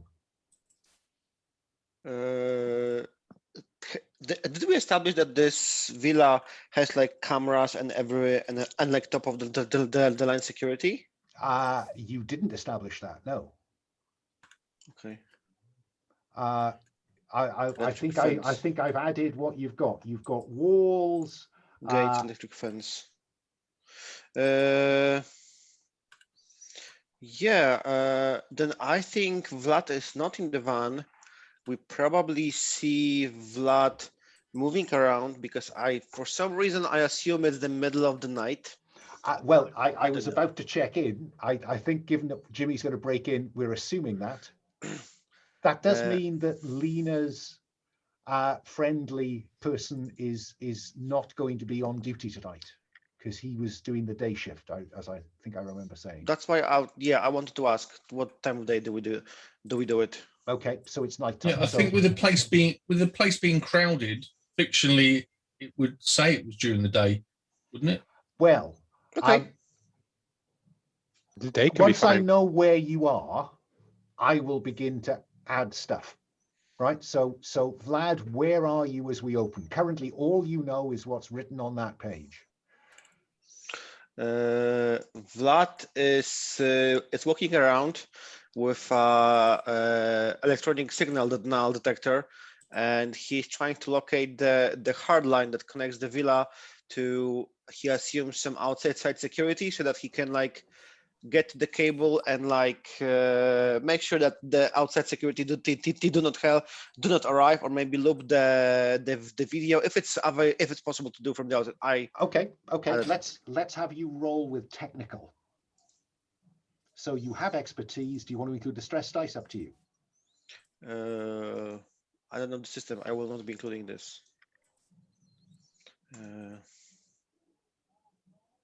Oh yeah, ouch. that's a good roll. I'm the counter to Jimmy. Jimmy's rolling the other side. So this is you are going to fail, right? So you're rolling to do something else. You are going to fail, or as it says here, I may offer you success at a cost. You can improve this roll by, if you are, for instance, you're a Sparks, right? So you've got technical. Because this is a technical task, can you see that there's a little box next to Sparks? Mm-hmm. The note in there says you can mark stress to improve the outcome of a roll once in any cycle of play. So you could spend stress, i.e. mark a second stress, tick that box, and this would cease to be a failure and be a success.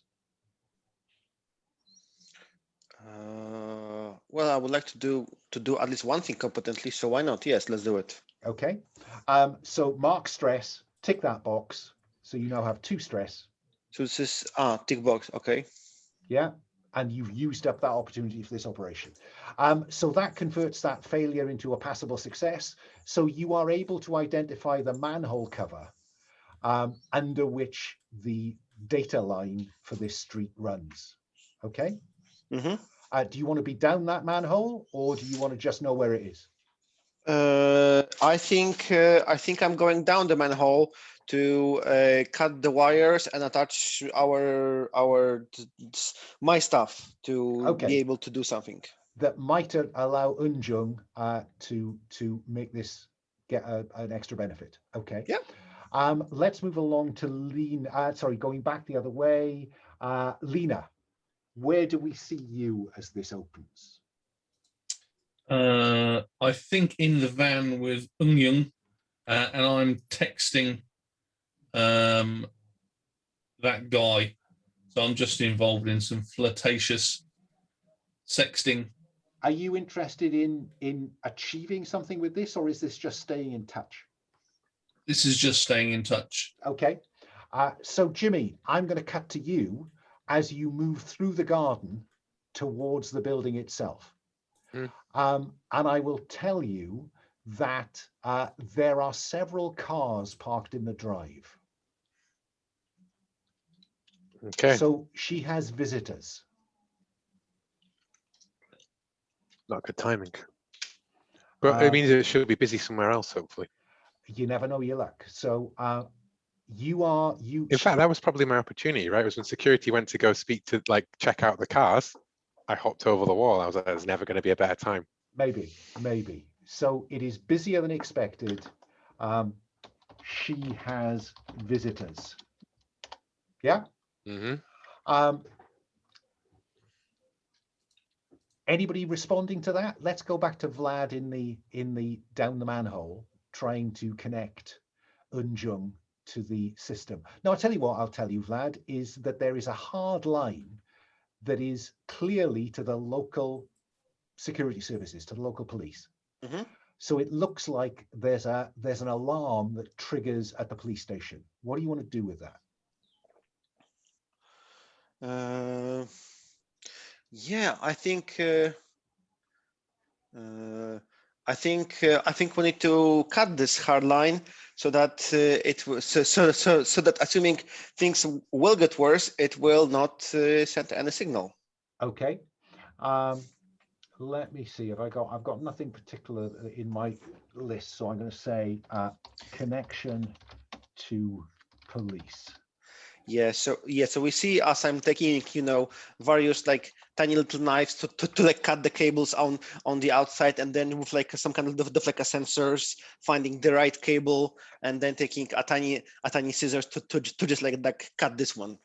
Having put some kind of bypass in so it doesn't respond to being cut. Yes, exactly. With like a flashlight on the head and this, this like weird, not like binocular, this like weird things to like look closely on the cables, on the eyes. I had no idea how the guys who work on the watches, how this is called. I don't know, monocle or something. Yeah. Those lots of lenses. Yeah. So let's have you roll with expertise, because that's a technical task. You can add the stress dice to improve your chances of success. And frankly, we kind of think you need that. I'm fine with busting our operation. So, yeah. Why not have the police arrive? Finally, this is brilliant success. So yeah. You have disarmed that connection to the police station. What advantage do you want?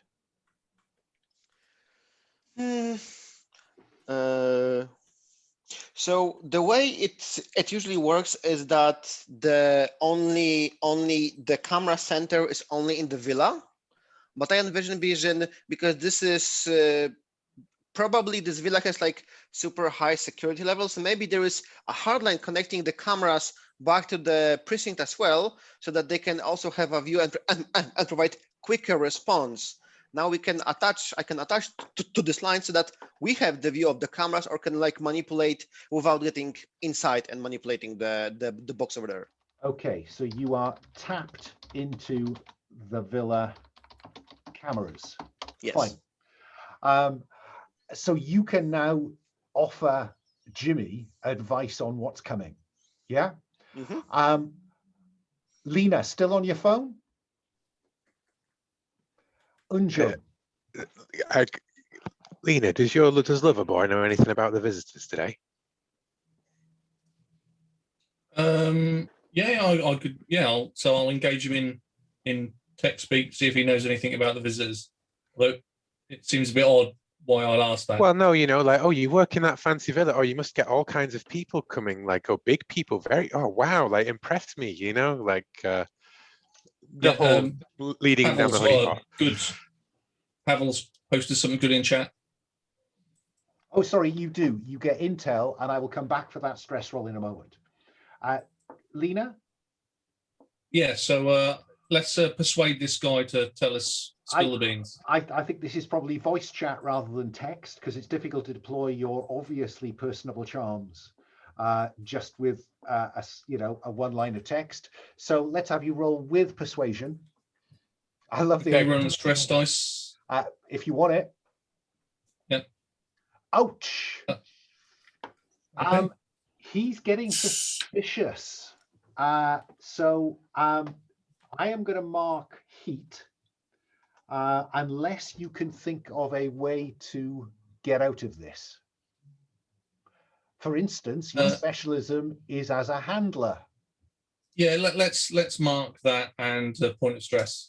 Fine, that improves that from a fail to the point where he says, "Oh yeah, tonight I'm glad I'm not on because she's got some bankers at some meeting, and I think it's going to go on all night." Okay. Yeah. Let's go back to Vlad. You know those cameras? Mm-hmm. When you tap into those, you'd swear that somebody's moving in there, but they're not showing up as a heat source. A little weird. Is it like a moving shadow? It's like a moving shadow. Would you roll for stress, please, as you pass that on to the rest of the team? So I rolled the green die now, and I have to roll below my stress, yes? That would be great. It goes up. And I have added something called super bad. There's a supernatural threat on site at a level above what the briefing suggested. Unjung. Once we hear that, then what I am doing is cross-referencing my security break-in, the control of security, to figure out where that target is and be on constant to Jimmy. Target is in room 13.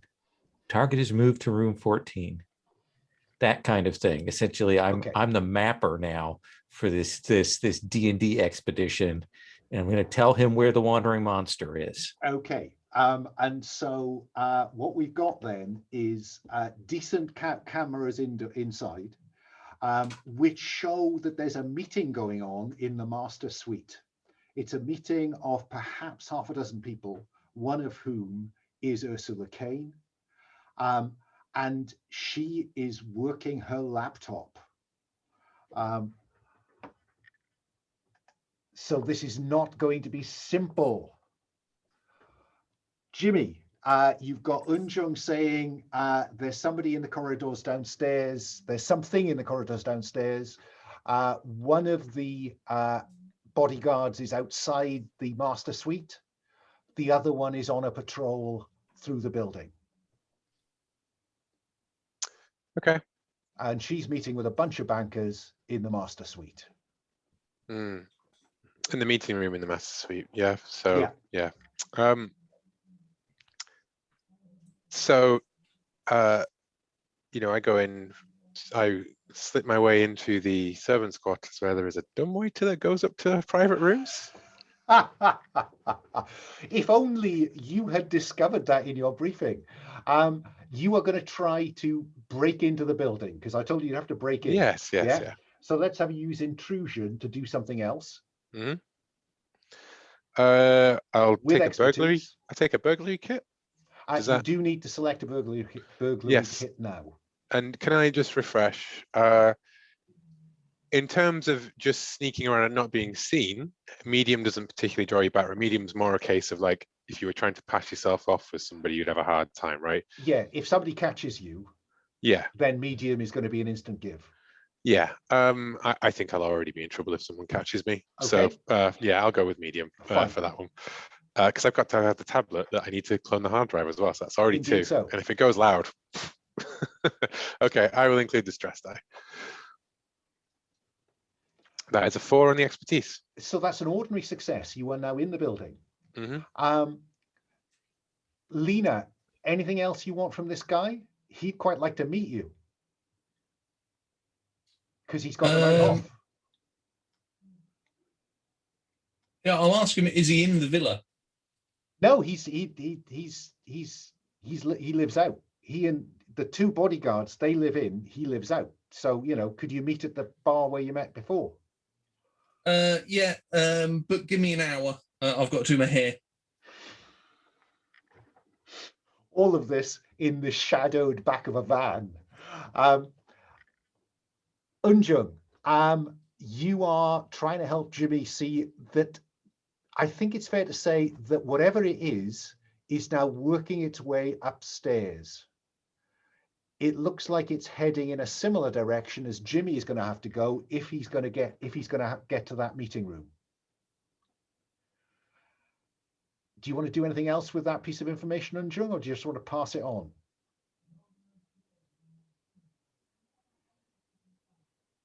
Oh, you are muted.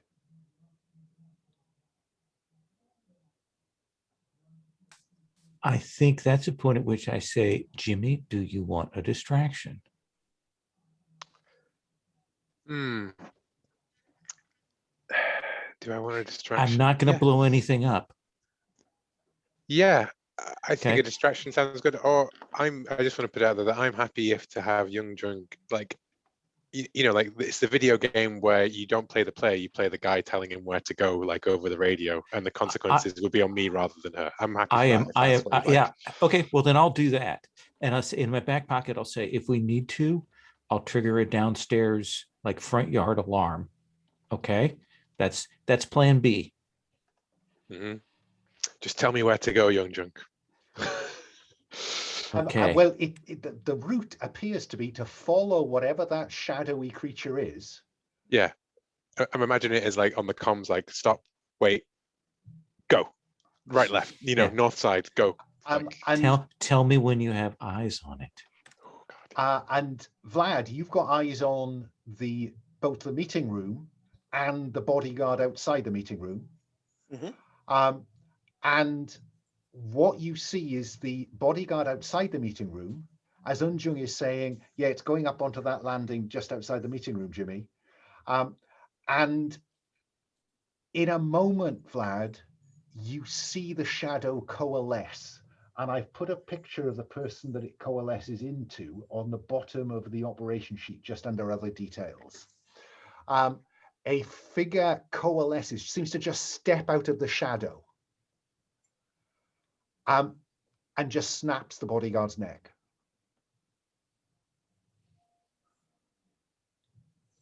Which I'm guessing you pass on, Vlad. Does that surprise you, Vlad? Yeah, that's a total surprise because because Vlad assumed that they are working together. It assumes, but now there is operation inside a different operation running alongside our operation. Unjung. you get that feedback, and you probably have a little window on the screen being kind of piggybacked from Vlad. Oh, you are muted. There's apparently a Eurovision performer who is murdering the bodyguard out front. I think we have a second party on top location that is probably also going for the laptop. Jimmy, that's happening on that laptop, on that landing just around this corner that you're at.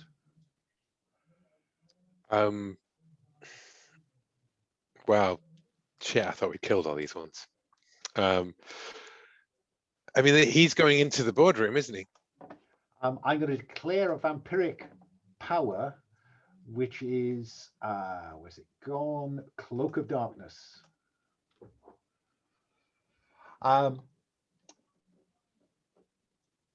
Yeah, so he's Certainly going. it's taken out the bodyguard that was there to stop people going into the boardroom. Mm-hmm.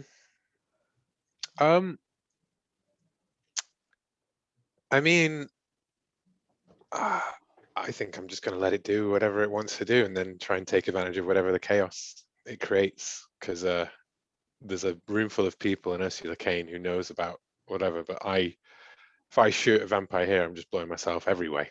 You know. Okay.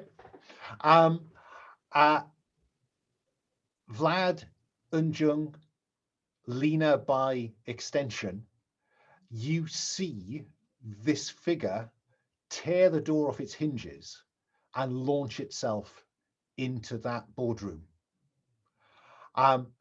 You see Ursula Kane grab up her laptop and run to the balcony outside.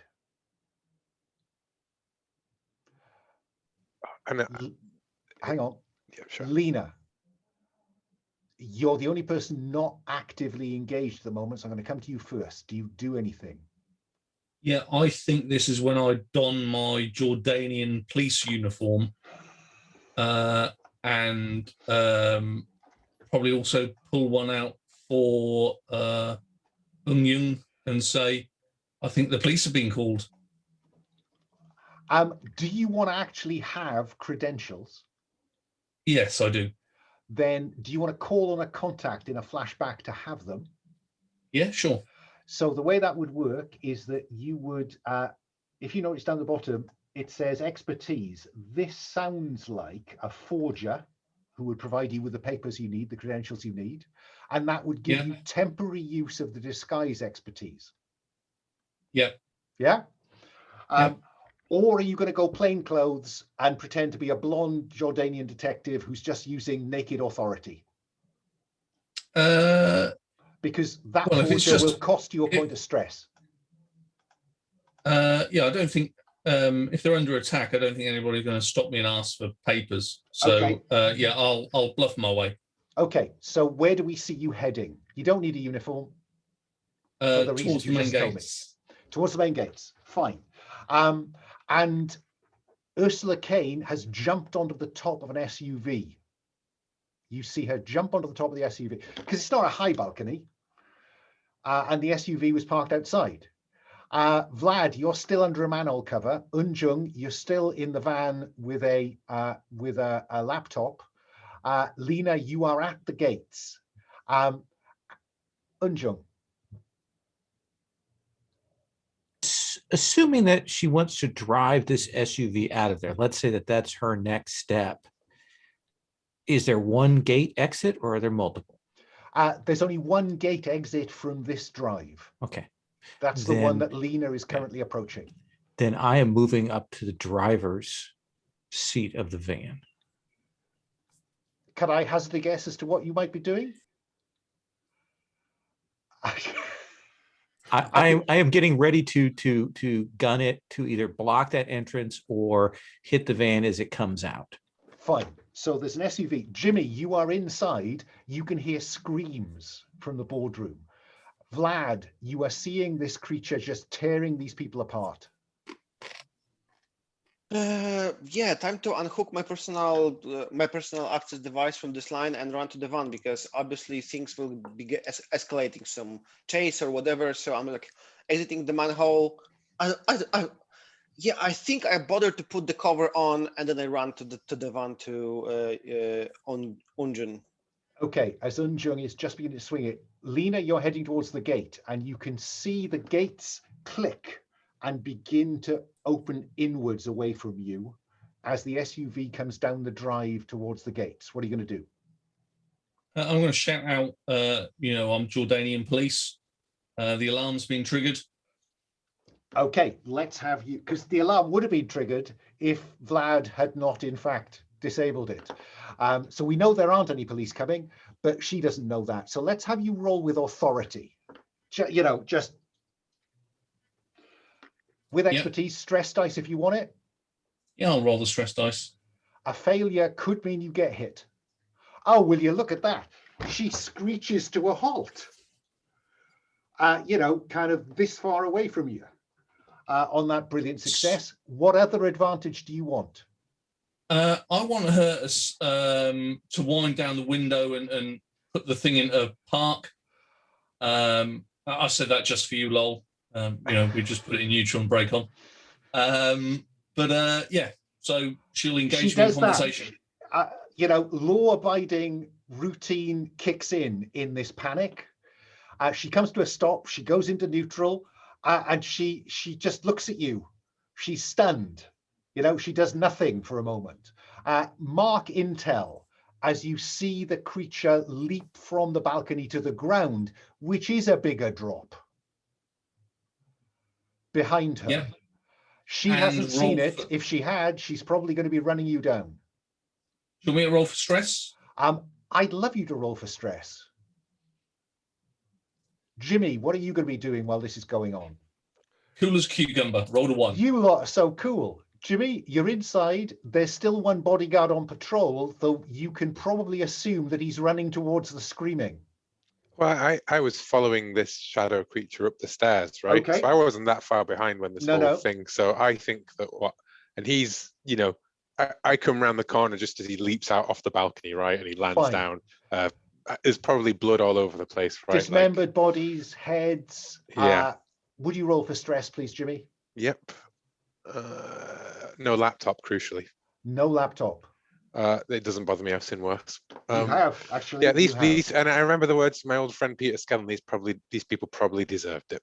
Vlad kind of bounces into the front seat beside Unjung. Unjung, what are you going to do with this van? Because Lena has stopped the SUV.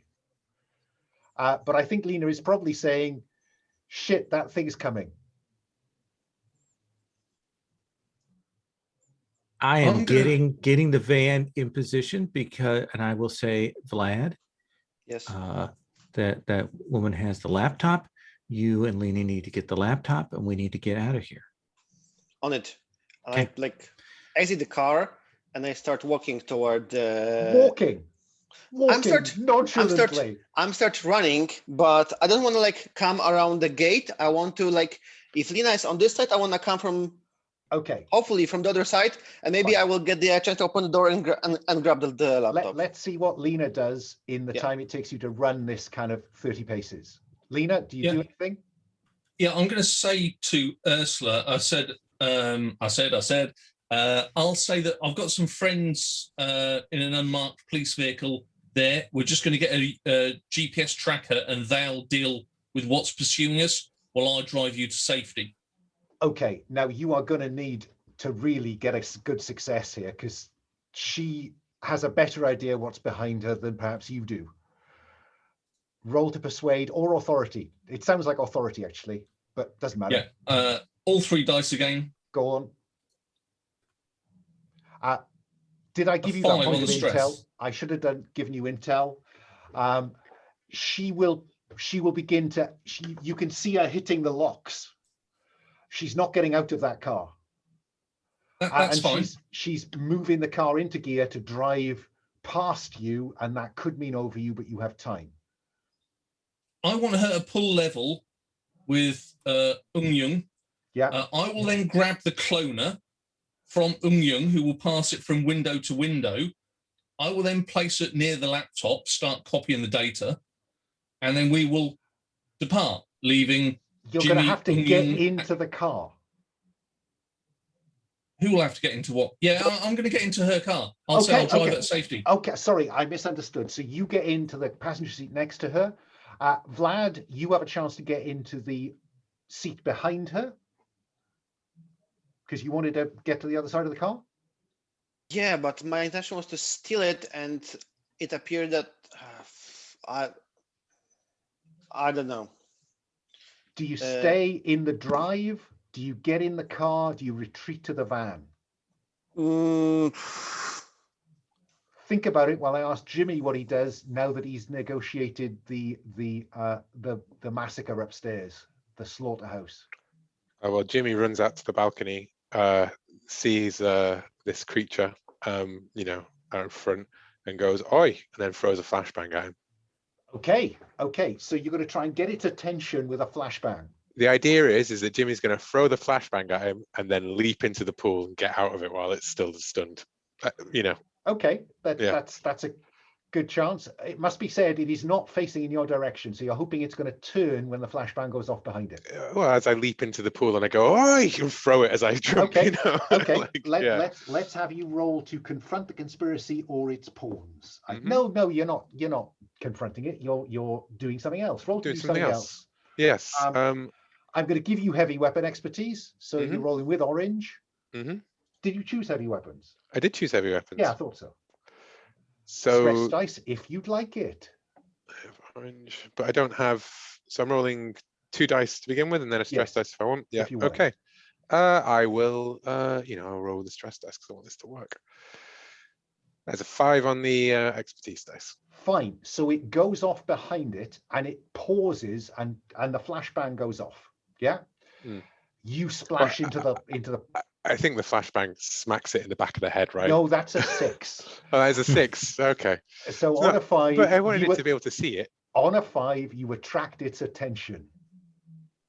Okay. I The could have thrown a flashbang goes rock. off behind it. Yeah. Okay. It Okay. turns. Okay. You're in the pool. Okay. Lena, you're next to her in the car. Unjung, you're in the van. Vlad, what are you going to do? Car, van, stay.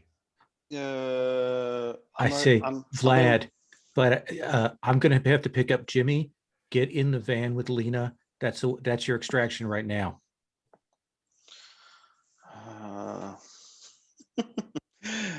Vlad knows that he cannot impersonate local policemen because I don't think he speaks the language.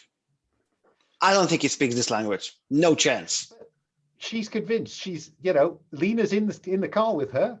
Her attention's on Lena. Do you want to get in the back seat? Simple answer. Yes, no. I need to get under the car and Under attach the myself car. under the car because if he gets in and speaks English, it will be weird, and he cannot speak the local language. Yeah. So, I'm speaking English. Yeah, Jason, but she's an American. Or at least she works in America. I need to press you because that thing has been delayed. Are you sort of saying you want indefinitely. to strap yourself to the underside of the SUV? yeah, because that's how I envision this. Yeah. I want to I want to do like a slide and get in and get under it, then take some like magnetic belt, attach it to the underneath, and no. then Hang on. We'll come. Do you want to get under the car, and then you will need to call on a contact to have a magnetic belt.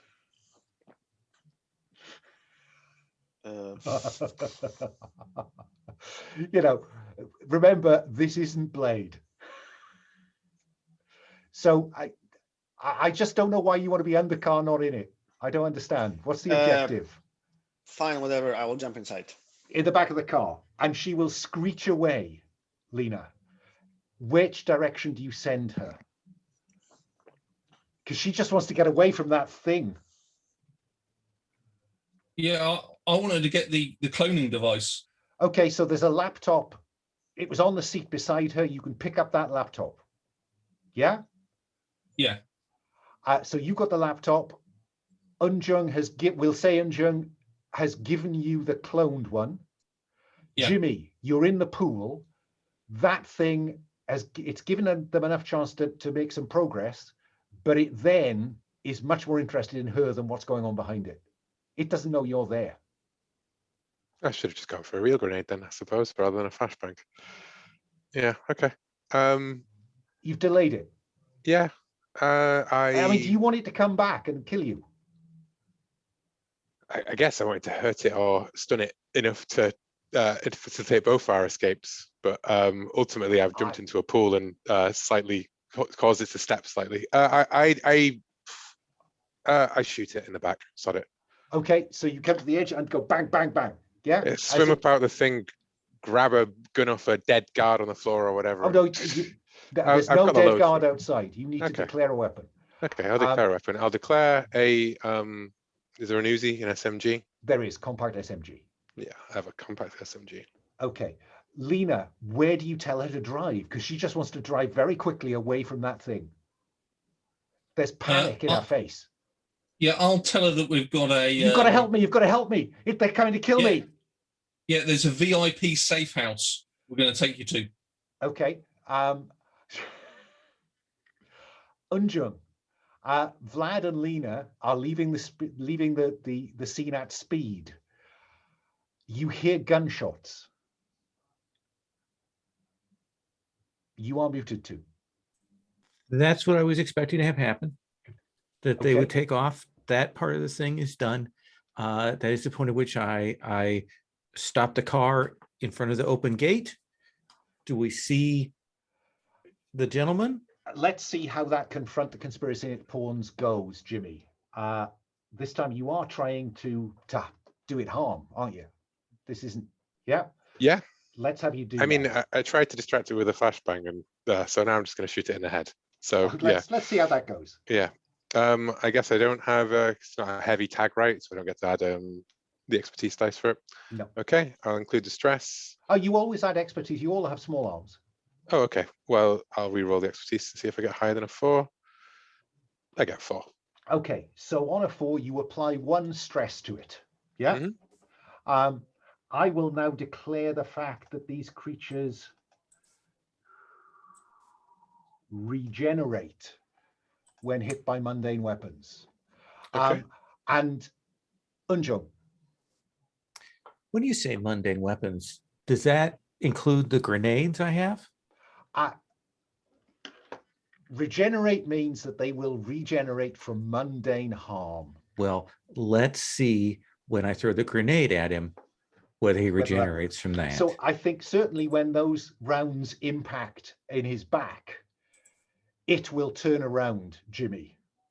That means the back is to you and Jung. Between the legs. Okay.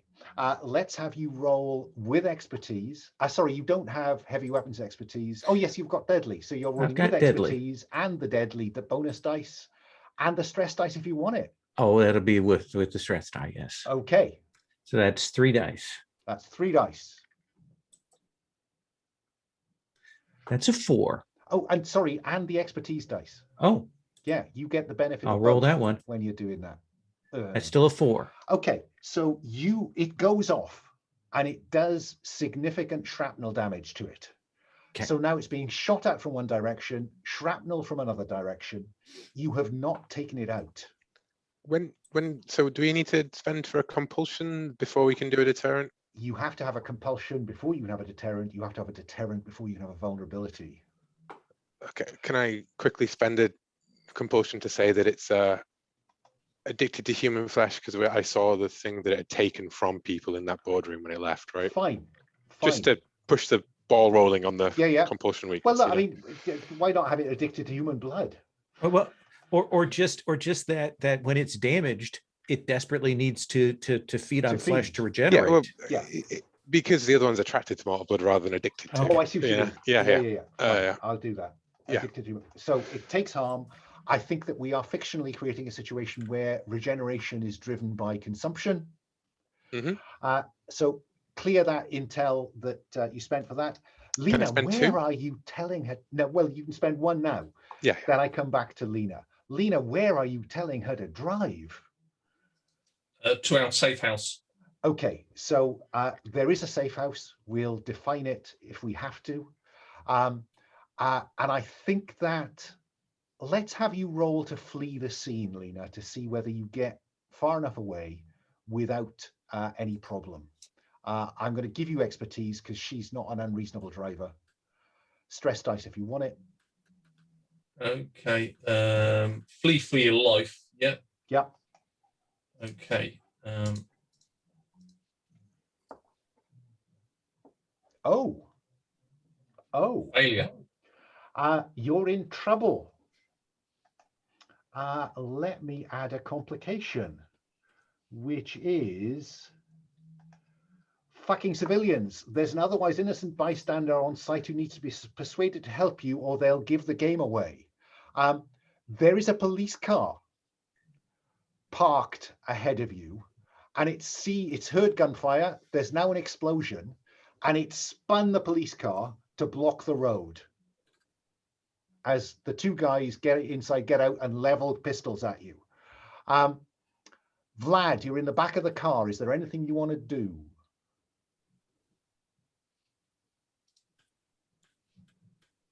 So, so how to get the fake Jordanian police papers or whatever? What was the proper state to have it? At this point, you could call on a contact to provide you with credentials. Yes. All it costs you is stress. Yes. So I think we see Vlad on the back of seat where we just got. He just like says, "Unlock the door. I will deal with it." Because you mentioned that she's locking the door earlier. Yeah. So if she lets Vlad out, he like steps out, like hands up, and he's like ID. Now I don't think it because I don't speak the local language. It cannot be Jordanian. It has to be something else. I don't know what would work. What kind of ID would work over here? I have no idea. I mean, first of all, we flash back to you having a conversation with a forger about giving you some appropriate local credentials. Yeah. Yeah. So mark stress. I've selected forger. They can provide you with papers down below. Yeah. They don't have to be local. They just have to have a local contact. And let's assume that this is CIA paperwork, which ought to impress the local police. Yeah, that makes total sense. So now you get to roll with disguise to maintain that cover. That's awesome. I don't have a name for this forger. We'll worry about him next time. Yes. So you're rolling with expertise, stress dice if you want it, to maintain your cover. I think I will die from stress distension anyway, so no need to take it. No need to speed it up. It's a 5. And they reverse the car out of the way, and on you go. Get out of the way! Get out of the way! Say operation. Unjung, you will have heard over the comms that there's a Jordanian police roadblock now down the road. Jimmy, it is caught between you and it. You've given that compulsion.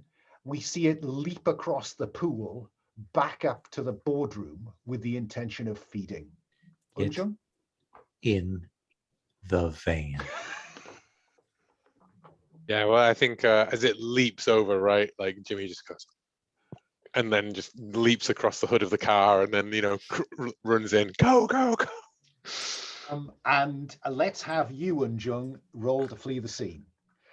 You have tradecraft, which allows you to blend into the crowd. So you know, innocently driving away from the scene of explosions and gunfire and slaughter. Roll with expertise, stress dice if you want it. Yeah, I'm going to drop that extra stress die on that one. So let's see, 3 dice. 5, that's 5, a 5. 3. You either avoid or coast past that sedate driving back to the safe house, where you have Ursula Kane. If you want her, Lena, or do you just want the laptop and want to kick her into the street? Well, no, I don't want her to know that we've really got anything to do with what's just happened. So we're not on a heat map at all. So I don't want to kick her out, rob her, and that sort of thing. Okay. Yeah, so I think I will take her to the safe house. Okay. And I think she'll say, you know, what are you Interpol or something? Because she's twigged you ain't Jordanian. Yeah, no, I'll go along with Vlad's. I'll tell her that we're CIA. Well, you know, I don't. And suddenly her demeanor changes, and she says, "Well, I don't know what that was about, but I'm very grateful that you got me here. I'd be really grateful as an American citizen if you could just take me to the airport and put me on my plane."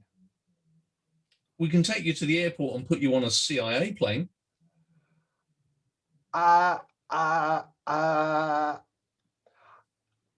Do we all want to get back to the safe house before I go any further with this interrogation?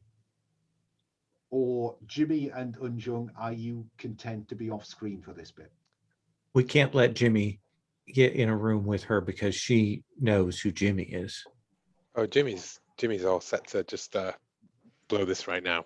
You know, like No, I say why is I that one don't. coming after you? Why is that one I coming don't after you? drive to where they are. Then Okay. Yeah. But Okay. I mean, if that's how you want to play it, then that's not what Jimmy will do. You know. Yeah. But I will remind people that her real name is actually Lynn Sederblom, and that she has a deep backstory with all of these things with which, of course, a CIA agent might know. And yeah, and so Lena, you are in a position to play good cop and or bad cop on this. The way I propose to run this is I will give you a brief kind of view of her approach, and then you and Vlad can interrogate her. But the bottom line is that she goes from, I'm just an American citizen, I don't know what happened there, let me go home, which you've just closed down, no questions asked. Do you give her any signal that you know that this has something to do with the conspiracy or a conspiracy? Yeah, we'll say we can cut her a deal if she spills the beans on what she knows. Knows about what, she says? About, so I'll tell her that clearly we already know about what went on in Istanbul. And so we know all about what's going on there. So we want to know a lot more about Agro Wealth and Dubai, her links to Dubai. And that's when the facade goes, really, and she realizes that you know enough about her, that when you mention a deal, she kind of thinks she's got away. The bottom line is that she's in Amman stealing money from Agro Wealth. And she's stealing that money from Agro Wealth to pay a ransom on her husband. Who does she think's taken her husband? She doesn't know, but they've asked for, you know, several tens of millions of dollars. And so she spent the last 2 days siphoning small amounts of money from any one account in order to get up to small amounts. In her terms are, you know, hundreds of thousands. On what has happened to her, I am more than happy to assist her with recovering her husband. Oh, if you could do that, I would do anything. And she'll Anything. give you, she'll show you the video, the kidnap video on her phone.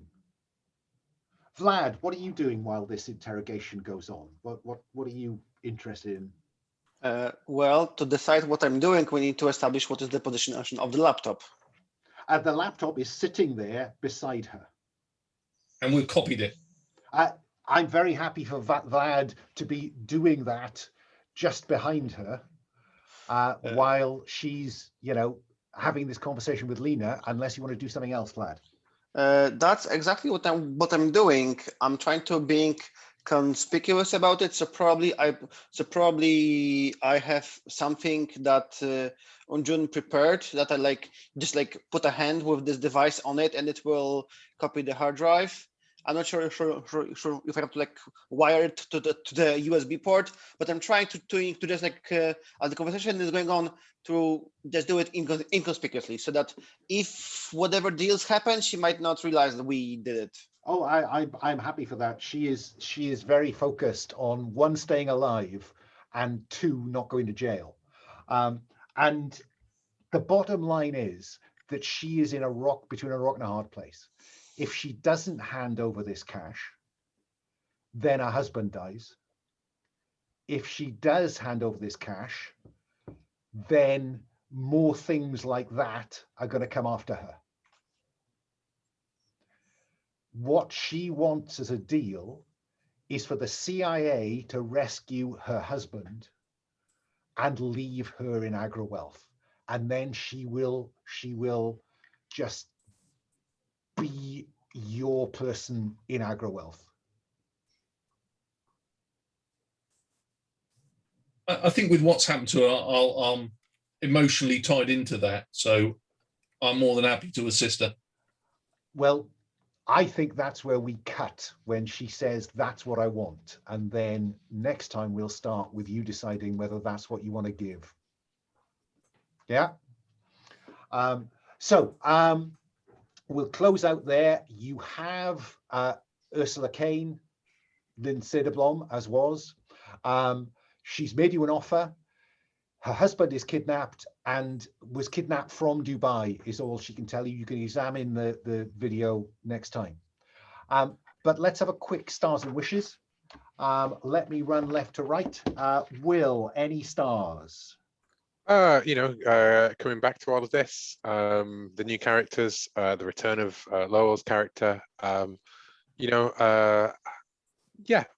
think overall I really liked like the operation and the rules and everything.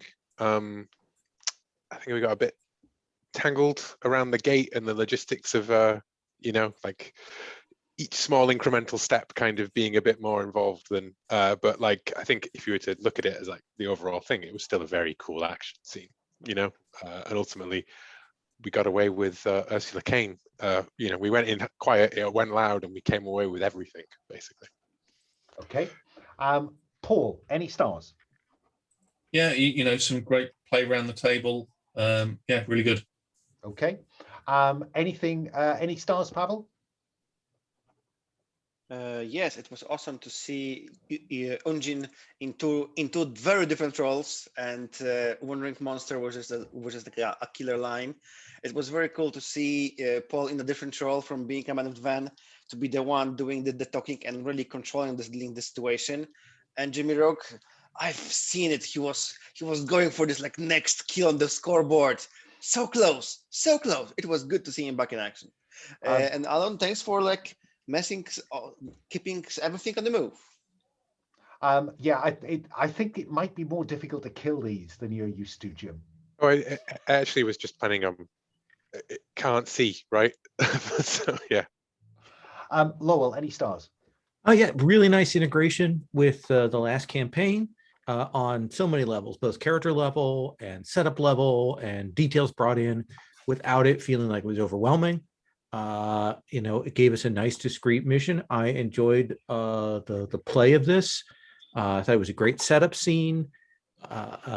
We got through that, and then we got lots of good riffs on things. I thought the planning was nice. We all went in different directions. I think it was really positive overall. Good.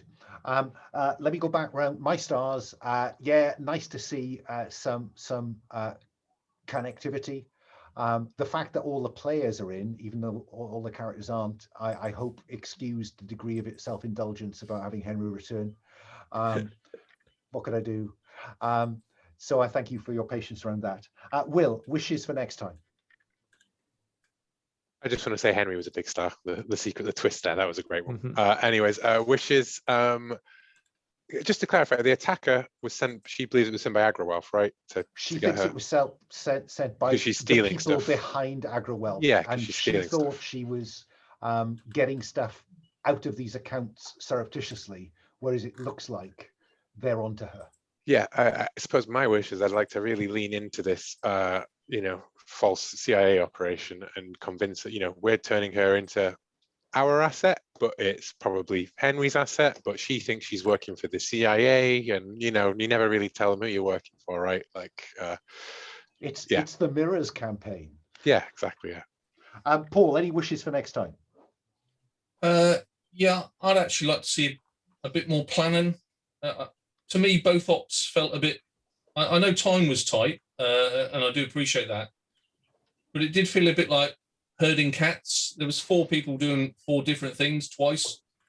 I didn't really get a sense of plan, do, which is the basis of sort of any kind of military, or it just felt a bit run in, do stuff. Yeah, I didn't get think, that plan. No, I think that we'll run through the full prep, which will start with what is your objective, and then hopefully various people's investigative moves will come around that. Fingers crossed. Sure. Anyway. Pavel, any wishes for next time, apart from a magnetic belt?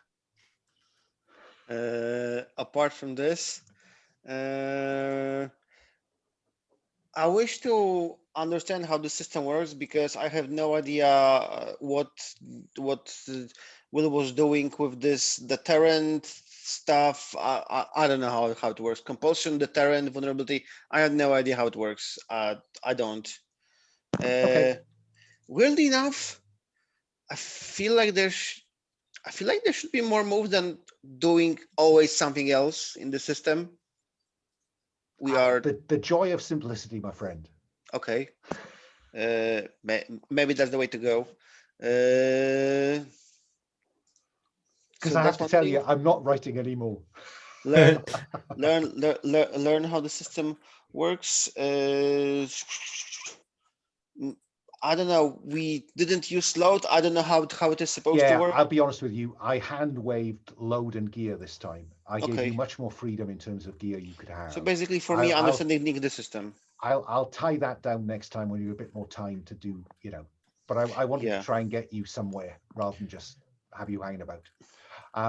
Yeah, and I wish at some point to have a moment to talk with Jimmy Rook about this Tyler Henry involvement and what he thinks. Are we working for her? What's his motivation in all of this? So I wish to have this opportunity for this conversation. Oh yeah, fine. And there is a seek relief from the horror move, which will allow you to begin to identify who you relate best to or worst to, and then begin to reveal some of the history you share. So that's the key move in terms of seeing characters interact. Lowell, any wishes for next time? No, I'm still getting a sense of the shape of things, and I enjoyed it, and I want to see more and have a chance to explore more of the pieces. I guess that getting a chance to dive deeper into the system and the story here. Spot on. Then I will see you next time, same bat channel. Let me stop the recording.